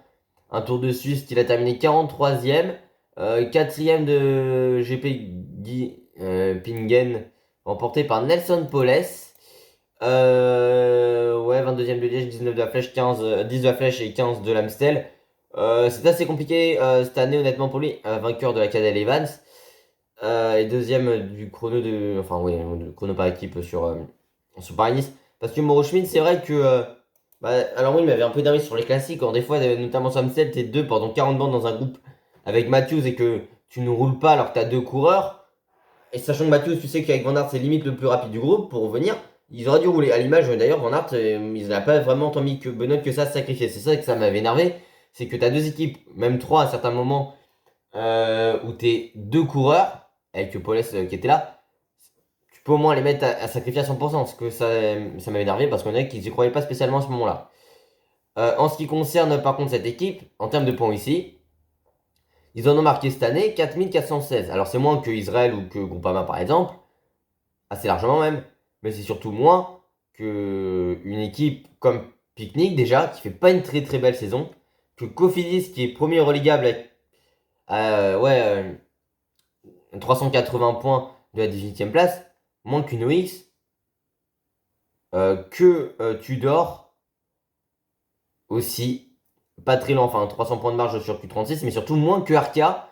Bon, Arkea certes ont marqué énormément de points, mine de rien, avec Kevin Vauquelin cette semaine sur le Tour de Suisse, mais c'est assez étonnant. Alors O'Connor sera au départ, mais O'Connor cette année n'a pas marqué tant de points ici que ça se regarde, soit 364,81. Mais sa saison, elle est très compliquée, parce que Tour de Suisse 7ème sans être vraiment dans le coup. Alors j'avais vu sur l'étape 7, et alors il fait quand même 3ème à Puro, mais 13ème à la Punt, entre la Punt et Santa Maria in Calanca. Étape que j'avais suivi. Non, c'est laquelle? C'est l'étape. Non, oui. C'est justement cette étape-là que j'avais suivi ainsi que le chrono.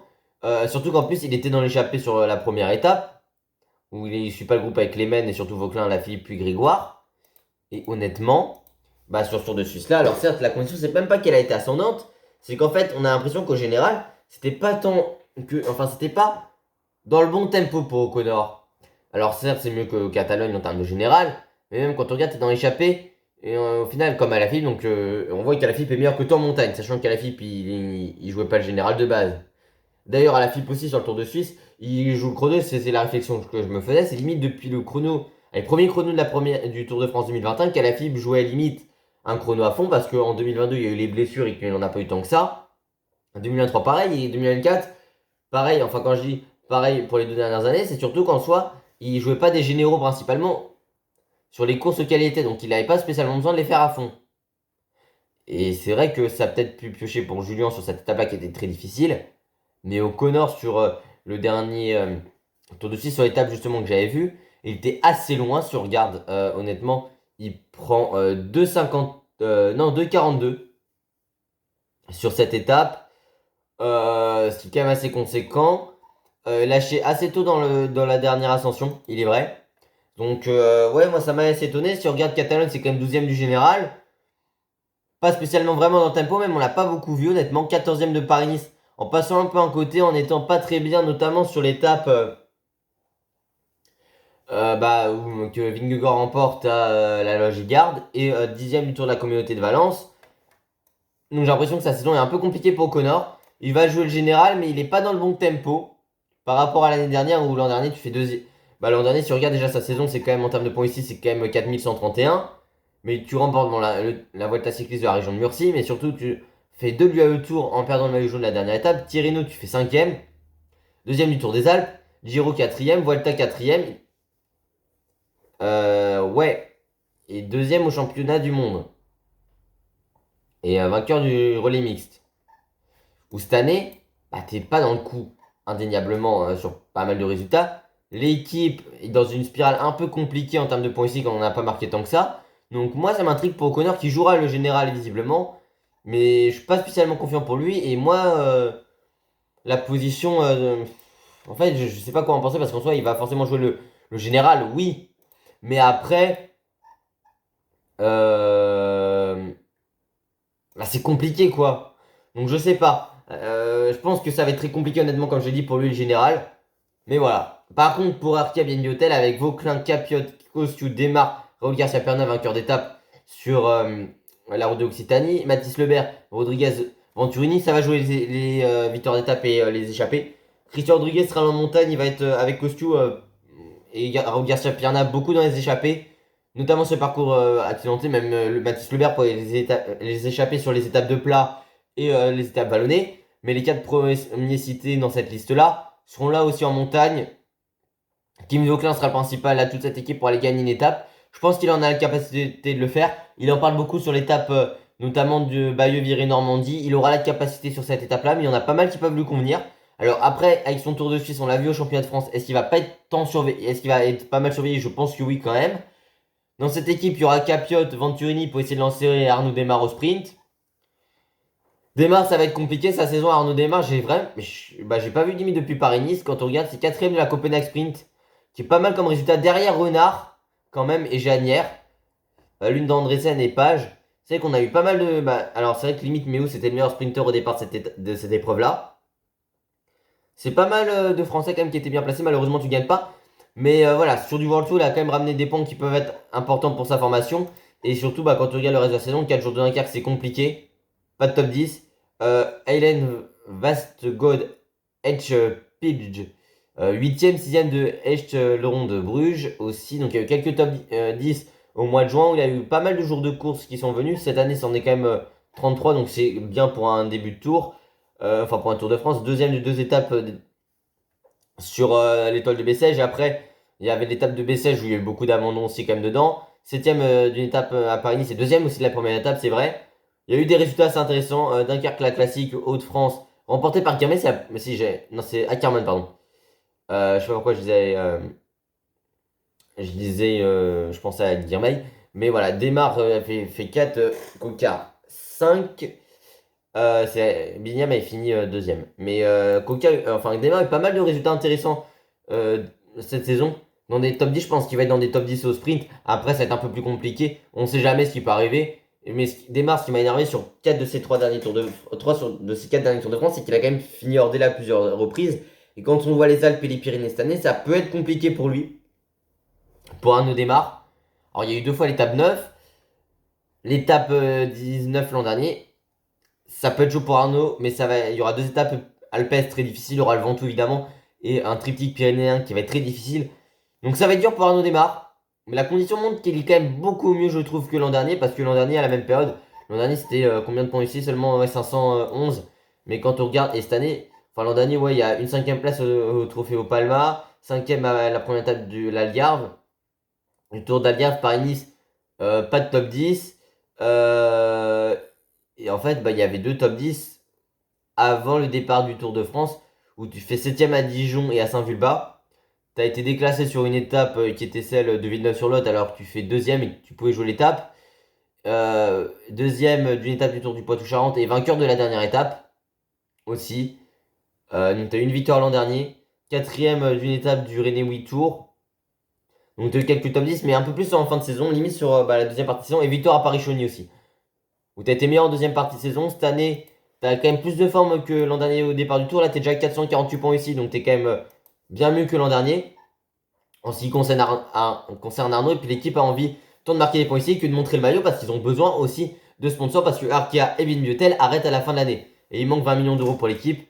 Il y a eu des appels de Kevin Vauquelin évidemment, mais aussi la structure féminine et l'équipe continentale. Et donc ouais, il y aura honnêtement pas mal d'enjeux derrière ça. Movistar, on vient avec Barta, Castrillo, Garcia Cortina, Mühlberger, Oliveira, Romeo Rubio et Enric Mas. Mühlberger sera coéquipier et puis on aura quand même Oliveira forcément et Garcia Cortina. Garcia Cortina une pente de vitesse donc quelques sprints massifs même s'il les fait pas tant que ça. Et Oliveira surtout en tant que rouleur. Will Barta sera équipier en montagne tout comme Ivan Romeo. Vainqueur d'étape sur le Dauphiné aussi. Par contre Enric Mas sur retour de Pablo Castri. Pardon. Aura à ses côtés Pablo Castrillo qui a fait 9ème du Tour de Suisse. Avec une 7ème place sur la première étape. Après, c'était un peu plus difficile sur le reste de l'épreuve. Romandie fait 51ème du général. On l'a pas de temps vu. Moi, je l'ai pas vu alors sur les étapes que j'ai vues du Romandie, honnêtement. Paris-Nice, il finit au port du top 10. 7ème de l'UAE Tour. Et ça, je me souvenais surtout qu'il avait fini 12ème de Comunidad de Valenciana avec 2 6ème places. Sa saison est un peu plus compliquée. Alors, il va découvrir le Tour de France aussi. Il se fait une nouvelle équipe. Pablo Castrillo, après ses 2 victoires l'an dernier sur la Vuelta, ça va être important pour lui. Après, il sera aux côtés d'Enric Mas. Il y aura Rubio qui enchaîne Giro Tour, qui a pas mal de jours de course visiblement. 37 déjà. Non, en vrai, ça va en termes de jours. 600 points ici marqués, 4ème de son championnat national. Le Tour, c'était 16ème. Après, il est souvent très fort sur le Giro. 20ème de Tirreno, 5ème de Milan-Turin. Et surtout 8ème du Giro comme l'an dernier. Au final, si on regarde l'an dernier, son Giro, c'était combien de tième? Le Giro, c'était 7ème. Donc, ouais, il fait quasiment la même place. 797 points ici marqués. Mais ouais, ça va être assez intéressant à voir. Alors, comme c'est que ouais, il reste quand même un poids plume, il sera coéquipier. Il pourra jouer des échappées aussi, Rubio quand même. Peut-être un maillot de la montagne, mais je pense quand même surtout des échappées. Faudra voir honnêtement pour lui. Et surtout Enric Mas qui est plus en forme que l'an dernier. 956 points ici marqués cette année. Et l'an dernier, il en était à 2876, notamment via la Vuelta. Moi, ce que j'aime pas avec Enric Mas, vous savez que moi je l'appréciais surtout quand il était chez Soudal Quick-Step à l'époque. Alors, il finit deuxième de la classique et troisième de la classique d'Andorre. Après le Dauphiné, il a eu un jour de course. Par contre, sur le Dauphiné, il finit 7ème. À la pédale, si Paul sait que ça, je le dis toujours, n'avait pas eu son problème comme pour Jorgensen lors de la dernière étape, bah, c'est que ça, c'était meilleur que lui au final. Et il a eu un Tour de France très intéressant. Vraiment, faut le dire, très intéressant comme Tour de France de la part Dauphiné pour lui. Il monte en puissance, Enric Mas, par rapport à l'an dernier. Après, comme je dis, ce qui m'énerve avec lui, c'est qu'il passe la plupart du temps, il prépare la Vuelta sur le Tour de France. Est-ce qu'il va jouer le général cette année ou les victoires d'étape? Il y avait son interview qui était énigmatique justement là-dessus sur le Tour de France l'an dernier avec Thomas Vauclair. Sur la 20ème étape, il disait je commence à prendre de l'âge, maintenant il faut peut-être que je me reconcentre sur d'autres objectifs. Ça peut être intéressant pour une 9ème de la Faune Ardèche classique. Après, c'est aussi jamais trop le plus grand attaquant de l'histoire, ça c'est sûr. Et 5ème de la deuxième étape du Tour d'Andalousie et deuxième du Tour du Pays Basque. En faisant une énorme montée sur la dernière étape. À 30 ans, il faudra voir pour Enric Mas, mais je pense que ouais, il va jouer peut-être quelques victoires d'étape, voire évidemment le général entre guillemets, même si je pense qu'il va être un peu plus en difficulté là-dessus. Décathlon vient avec Félix Gall, Armirail, Berthet, Bissegger, Nassen, Callum Scottson, Paré-Pin, Tronchon. Tronchon va jouer des victoires d'étape honnêtement. Paré-Pin peut les jouer aussi, mais sera équipier de Gall. Armirail sera là pour des coups, aller dans les échappées, tout ça comme Berthet. Bissegger sera rouleur, mais peut tenter des victoires d'étape. Et puis Nassen sera équipier. Pas de sprinter dans cette formation, c'est à noter. Callum Scottson, équipier forcément. Gall a dit qu'il n'avait pas joué le général. Enfin, il pourrait avoir une remontée, mais en tout cas, il va forcément jouer les échappées et les victoires d'étape contrairement à l'an dernier. Donc déjà, il va peut-être pas s'accrocher pour le général, malgré un bon Tour de Suisse conclu à une 4ème place. Une équipe qui va être offensive indéniablement, c'est ce qu'ils veulent faire. Et ça va être assez intéressant. J'ai quand même noté que dans les DS, on n'a pas Julien Jourdi. Ça aura son importance. En ce qui concerne la Cofidis, on vient avec Aramburu, Bourman, Coquard, Izaguirre, Renard, Tuns, Thomas et Damien Touzé. Donc honnêtement, on met tous nos coureurs les plus importants limite. Enfin, il y a Pofreda et Niochkowski, mais vous avez capté. Pour des points ici, pour des victoires d'étape. Bourman sera là pour des étapes en montagne et pour une place peut-être dans le top 15, top 20. Coquer sera là dans les sprints. Il y aura un Rambourg sur des étapes vallonnées, mais qui peut l'accompagner. Après, un Rambourg, c'est vrai que depuis son tour du Pays-Bas, c'est assez compliqué. Honnêtement, bah, il y a eu des classiques, mais il a vraiment. Bah, c'est 8ème du Tour du Finistère, mais sinon, compliqué. La Brabançonne 4ème, et ouais, le Tour du Pays-Bas qui finit 7ème du général avec une victoire à étape, une 5ème, une 4ème place et une autre 5ème place. 5ème de GP Miguel Indurain, 15ème de Tirreno. Sinon, après, c'était compliqué. 8ème du Trofeo Calvia aussi. Et 8ème d'une étape de Tirreno. Avec 704 points ici marqués. Euh, Surtout en ce qui va le concerner quand même à Rambourg, c'est qu'il va jouer des victoires d'étape. Coquard des sprints, il va être dans des fonds top 10. Il y aura Renard pour l'accompagner, Touzé, Thomas pour rouler. Tuns, je l'ai pas tant vu que ça cette année après. Il a des capacités de punch évidemment. Dylan Tuns, cette année, bah, c'est assez compliqué en termes de résultats. Il y a une troisième place sur le chrono de l'étoile de Bessèges et cinquième au Mont Bouquet où il y avait beaucoup de coureurs qui avaient abandonné. 166 points ici, mais son année est très compliquée honnêtement. Il va être coéquipier, je pense. De toute façon, il y aura des coups pour Benjamin Thomas, à l'image de Saliter sur le Giro l'an dernier, le champion olympique de l'Omnium. Renard sera là pour, comme je dis, pour Coquard et même Arambro pour l'aider. Et voilà. Mais Touzé sera là pour rouler aussi, honnêtement. XS Astana avec Terrada qui peut jouer. Alors, Terrada, ça dépend parce que le Dauphiné, il avait abandonné, effectivement, après une chute.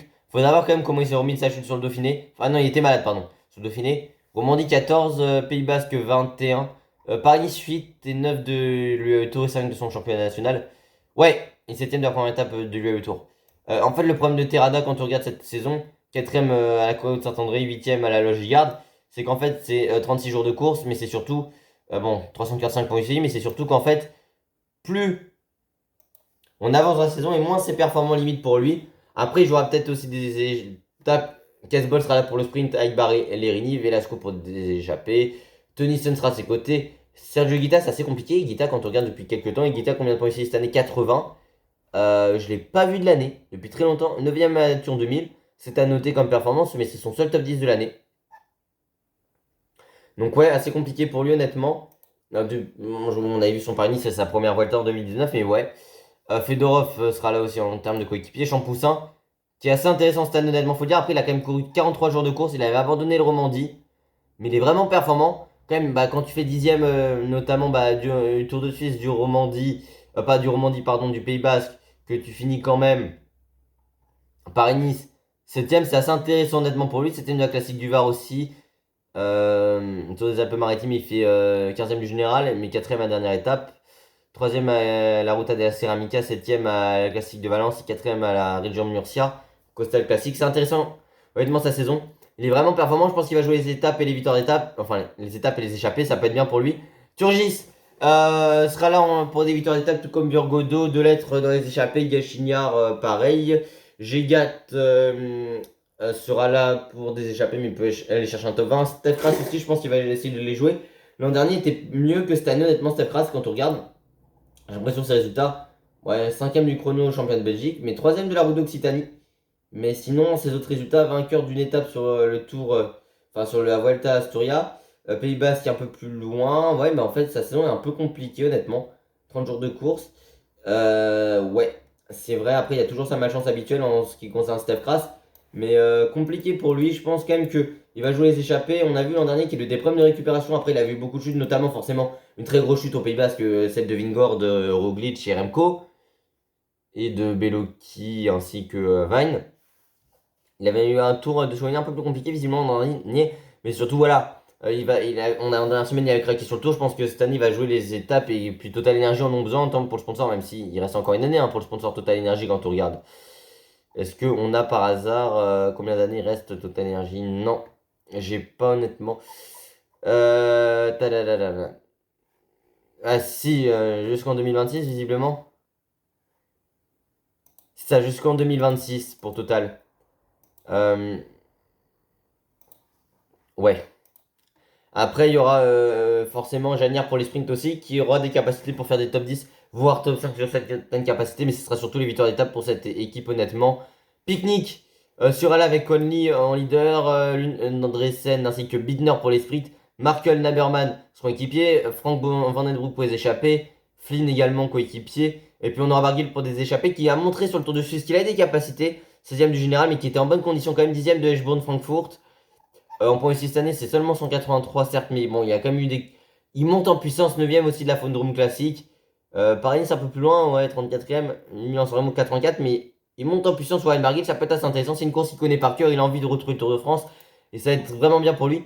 Israël, on approche des dernières équipes. Israël, honnêtement, bah, ça va être avec Woods à l'avant pour des échappées et des victoires à l'étape. Il y aura Ackermann pour le sprint avec Boivin qui pourra l'aider, Mathis Louvel.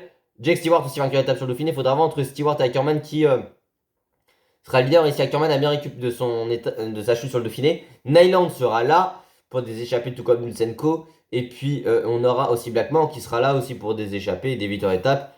L'Auto Soudal, on amène Bergwijn, De Beust, Dely, Drisner, Van Edvelt, Grignard, Sepulveda, Van Moor. C'est un tout pour Dely. Il y aura quand même un peu Sepulveda pour aider Van Edvelt, mais Van Edvelt et Dely. Dely, c'est la saison très compliquée. Quand on regarde, 305 points ici marqués. Mais bah, il n'y a pas eu de top 10 sur le Tour de Suisse déjà. 75e du championnat de Belgique. 3e de la Bruxelles Cycling Classic. 9e du GP de Denain. Mais cette année assez compliqué. Vainqueur, enfin 4e et 3e de deux étapes. Donc l'étape 3 et 4 sur le Tour d'Algarve. Et l'étoile de Bessèges, il remporte une étape. Celle où il y a eu tous les abandons. Enfin, notamment ce jour-là. Il l'avait remporté devant qui d'ailleurs? Parce que déjà, il y a eu combien de coureurs classés? On avait eu 78 déjà. Et devant Desmar et Penwet. Ouais. Mais saison compliquée pour lui. Il y a eu la chute la dernière fois. Il s'est pris un panneau publicitaire. L'an dernier, il y a eu encore plus la maladie de Lyme. C'est assez compliqué pour lui cette année. Même pour son sprint, ça va être compliqué. Il n'a pas encore de victoire avant le Tour aussi. Ça c'est important pour lui. Je pense qu'il aura envie forcément de le faire. Mais ça va être dur sur le Tour de France. Et puis Van Edvelt, bah moi ça m'intrigue Van Edvelt parce que sa saison, je la trouve pas si folle que ça. Déjà, il abandonne son championnat national. Il a quasiment pas couru, bah, à part le championnat national depuis Romandie. Déjà. Mais Romandie fait 15 du général. 4ème à la Grande Béroche. Donc c'est l'étape que remporte Fortunato. On était parti dans ce coup-là. 8ème du Tour de Catalogne où il se prend une bordure. Il se prend une bordure, il finit aux portes du top 10 sur l'UAE Tour. Avec une 4ème place.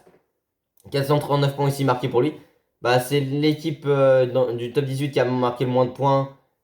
L'auto même qui a marqué moins de points que Total Energy, que Arkea notamment.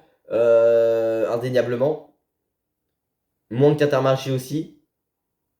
Donc ouais, compliqué pour cette formation. Et puis de Ligue, enfin déjà, Van Edvelt l'an dernier, il a abandonné la Volta, il me semble, ouais c'est ça. Il avait abandonné à la 12ème étape, mais il avait pas mal explosé, il était pas bien visiblement. Après, est-ce qu'il y a un problème de récupération? Je sais pas, mais sa saison est compliquée honnêtement pour Van Edvelt. En plus, il y a le contexte collectif qui n'aide pas. Je suis pas spécialement confiant pour lui. En plus, ils vont lui faire jouer le général, mais il a pas de repère sur 3 semaines. Déjà en termes de cours de base, et en plus pour un général. Donc faudra voir. Je suis pas spécialement trop confiant pour la loto. Et puis la dernière équipe avec Uno X.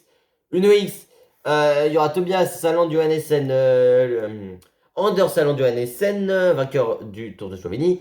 Abrahamsen, Kort Nielsen, Fredheim, Warren Scholl, Egnesund bah, et Holgard. Ça va jouer les sprints, je pense quand même un peu avec Warren Scholl pour quelques places d'honneur, mais il y aura aussi Kort Nielsen pour les échapper. Kort Nielsen qui a une pointe de vitesse aussi, mais il fait pas les sprints aujourd'hui. C'est vrai que c'est le seul Danois de son équipe. Et puis, il y aura Anders Alland Johannessen, Egnesund qui seront là pour les échapper. Idem, il y aura Abrahamsen pour animer quelques étapes de plat, notamment s'il n'y a pas trop d'échappées comme l'an dernier. Par contre, Johannessen sera là peut-être pour jouer le général. 5ème quand même forcément d'un Dauphiné où il était quand même au niveau de Remco sur les, faut le dire quand même sur les 3 de son championnat national. Il était meilleur que Remco à Valmeinier. Très très fort sur le Dauphiné. Il montait en puissance. Comme Guillaume Martin, mais on en parlera juste après de Guillaume Martin. Donc ouais, assez fort. 3ème de Milan Turin derrière Del Toro, il me semble, et Tolède, c'est ça, ouais. Et devant Damietz. Il avait fini aussi 2ème d'une étape sur la Ruta del Sol. Et 9ème de l'étape 6 et 8ème de l'étape 5 sur Tirreno. Il monte en puissance honnêtement, Tobias Johannessen. Il y a eu des problèmes à un moment au genou où il ne savait pas s'il allait arrêter sa carrière. Mais vraiment très très fort Johannessen. Il monte en puissance. Il n'a pas de repère pour un général sur 3 semaines. Il a fait déjà 2 Tours de France. Il a quand même de l'expérience sur cette course-là. Son équipe n'a pas encore remporté d'étape sur le Tour. Je pense qu'ils vont y aller. Honnêtement, en tout cas dans les échappées pour essayer de gagner des étapes. Johannessen peut tenter un top 15, top 10. Ça va être compliqué honnêtement pour lui. Ancien vainqueur du Tour de l'Avenir en 2021. Mais il faut voir pour lui. Je pense qu'il y aura des capacités pour cette équipe. Côté français, pour ce Tour de France, je pense qu'on peut avoir 3 victoires d'étape comme ce qu'on a eu l'an dernier. Je dis de temps en temps, je pense qu'il y aura des cartes assez intéressantes. Je pense notamment dès la deuxième étape, mais également l'étape 4. Donc, deuxième étape Boulogne-sur-Mer, l'étape 4 de Rouen, l'étape évidemment 6 de Viré-Normandie, l'étape 7 de Mur de Bretagne, qui vont être très intéressantes pour des coureurs comme Julien Lafilippe, qui monte en puissance, j'en ai parlé sur le Tour de Suisse. Un Louis Barré qui est très performant cette année, Louis Barré, parce que c'est 6ème du championnat de France, 8ème du Giro Alpenino, 8ème à Combloux, ça c'est fort, 3ème à Charentonnet sur le Dauphiné. Romandie, c'est un peu plus compliqué, mais 6ème de l'Amstel, c'est surtout ça. Et 25ème du Liège et 24 de la Flèche. Sachant que la Flèche, j'ai dit que ça lui convenait moins que l'Amstel et Liège. 3ème de Paris-Camembert, en fait, j'en ai parlé un peu hier, mais aussi 6ème de la Classic Bar. Et 8ème du Trophée Olégolia. Il a vraiment fait une très très belle saison. Il est motivé et on le sent qu'il a beaucoup de force depuis qu'il déjà il a été annoncé sur le Tour de France. 603 points ici marqués pour lui. Vraiment, honnêtement, il va être très très intéressant. Je pense qu'il peut essayer d'aller chercher des victoires d'étape et là on aura la capacité. Ça fait partie des chances françaises de victoire. Comme Alex Baudin sur certaines étapes, tant vallonnées que moyenne montagne. Je pense à l'étape notamment du Mont d'Or où ça peut être pour du Baudin. J'ai parlé du Julien Lafilippe, ça peut un peu lui convenir à Lafilippe, mais ça va être un peu plus compliqué pour lui. Des étapes de vallon peuvent convenir à Axel Laurence aussi, évidemment. Vauclin, forcément Viré-Normandie, forcément. Déjà, le Mont d'Or peut lui convenir.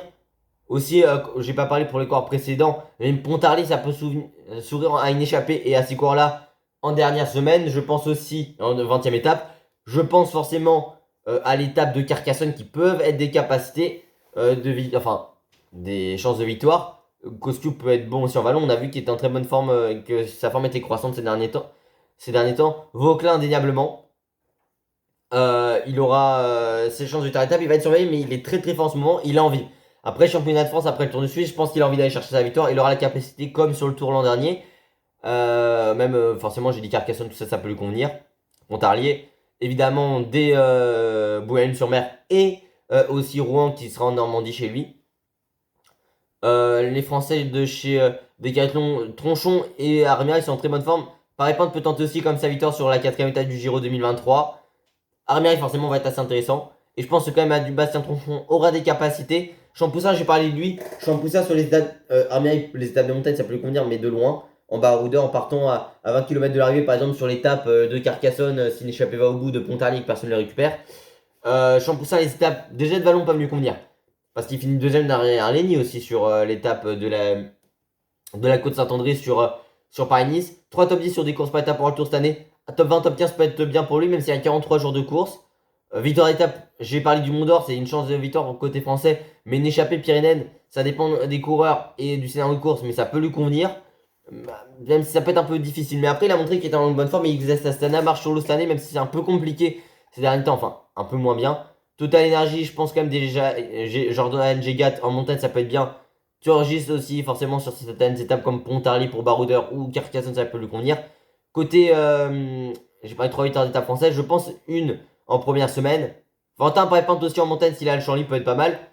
En deuxième semaine, peut-être une étape pyrénéenne, peut convenir à des coureurs français. Notamment Super Bannière, c'est une échappée va au bout.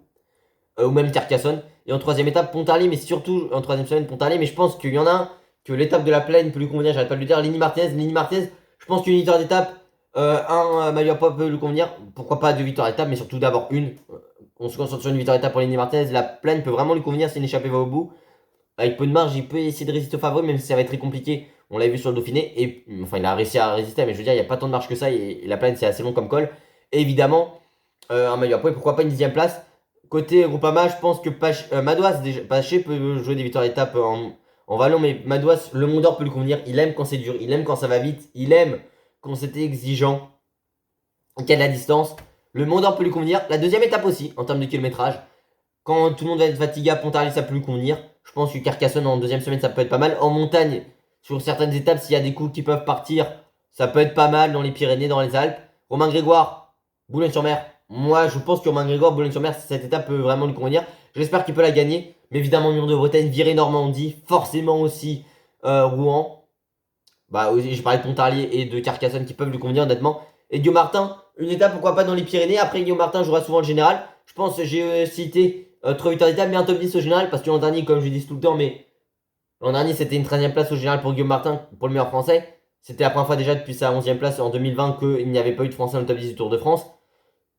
Bon, vous savez que pour moi, on doit être au minimum avec ouais, 2, mais surtout 3 victoires. Non, ouais, je pense que 3 victoires d'étape côté français sur le Tour de France et un top 10, c'est vraiment notre niveau. Et le top 10, c'était une honte de paille l'an dernier parce que forcément, quand t'es le pays qui a le plus de courses en World Tour, qui a le plus d'équipes en World Tour, qui a le plus de courses, les courses les plus une partie des courses les plus prestigieuses au calendrier, forcément que tu as quand même un savoir-faire et une tradition.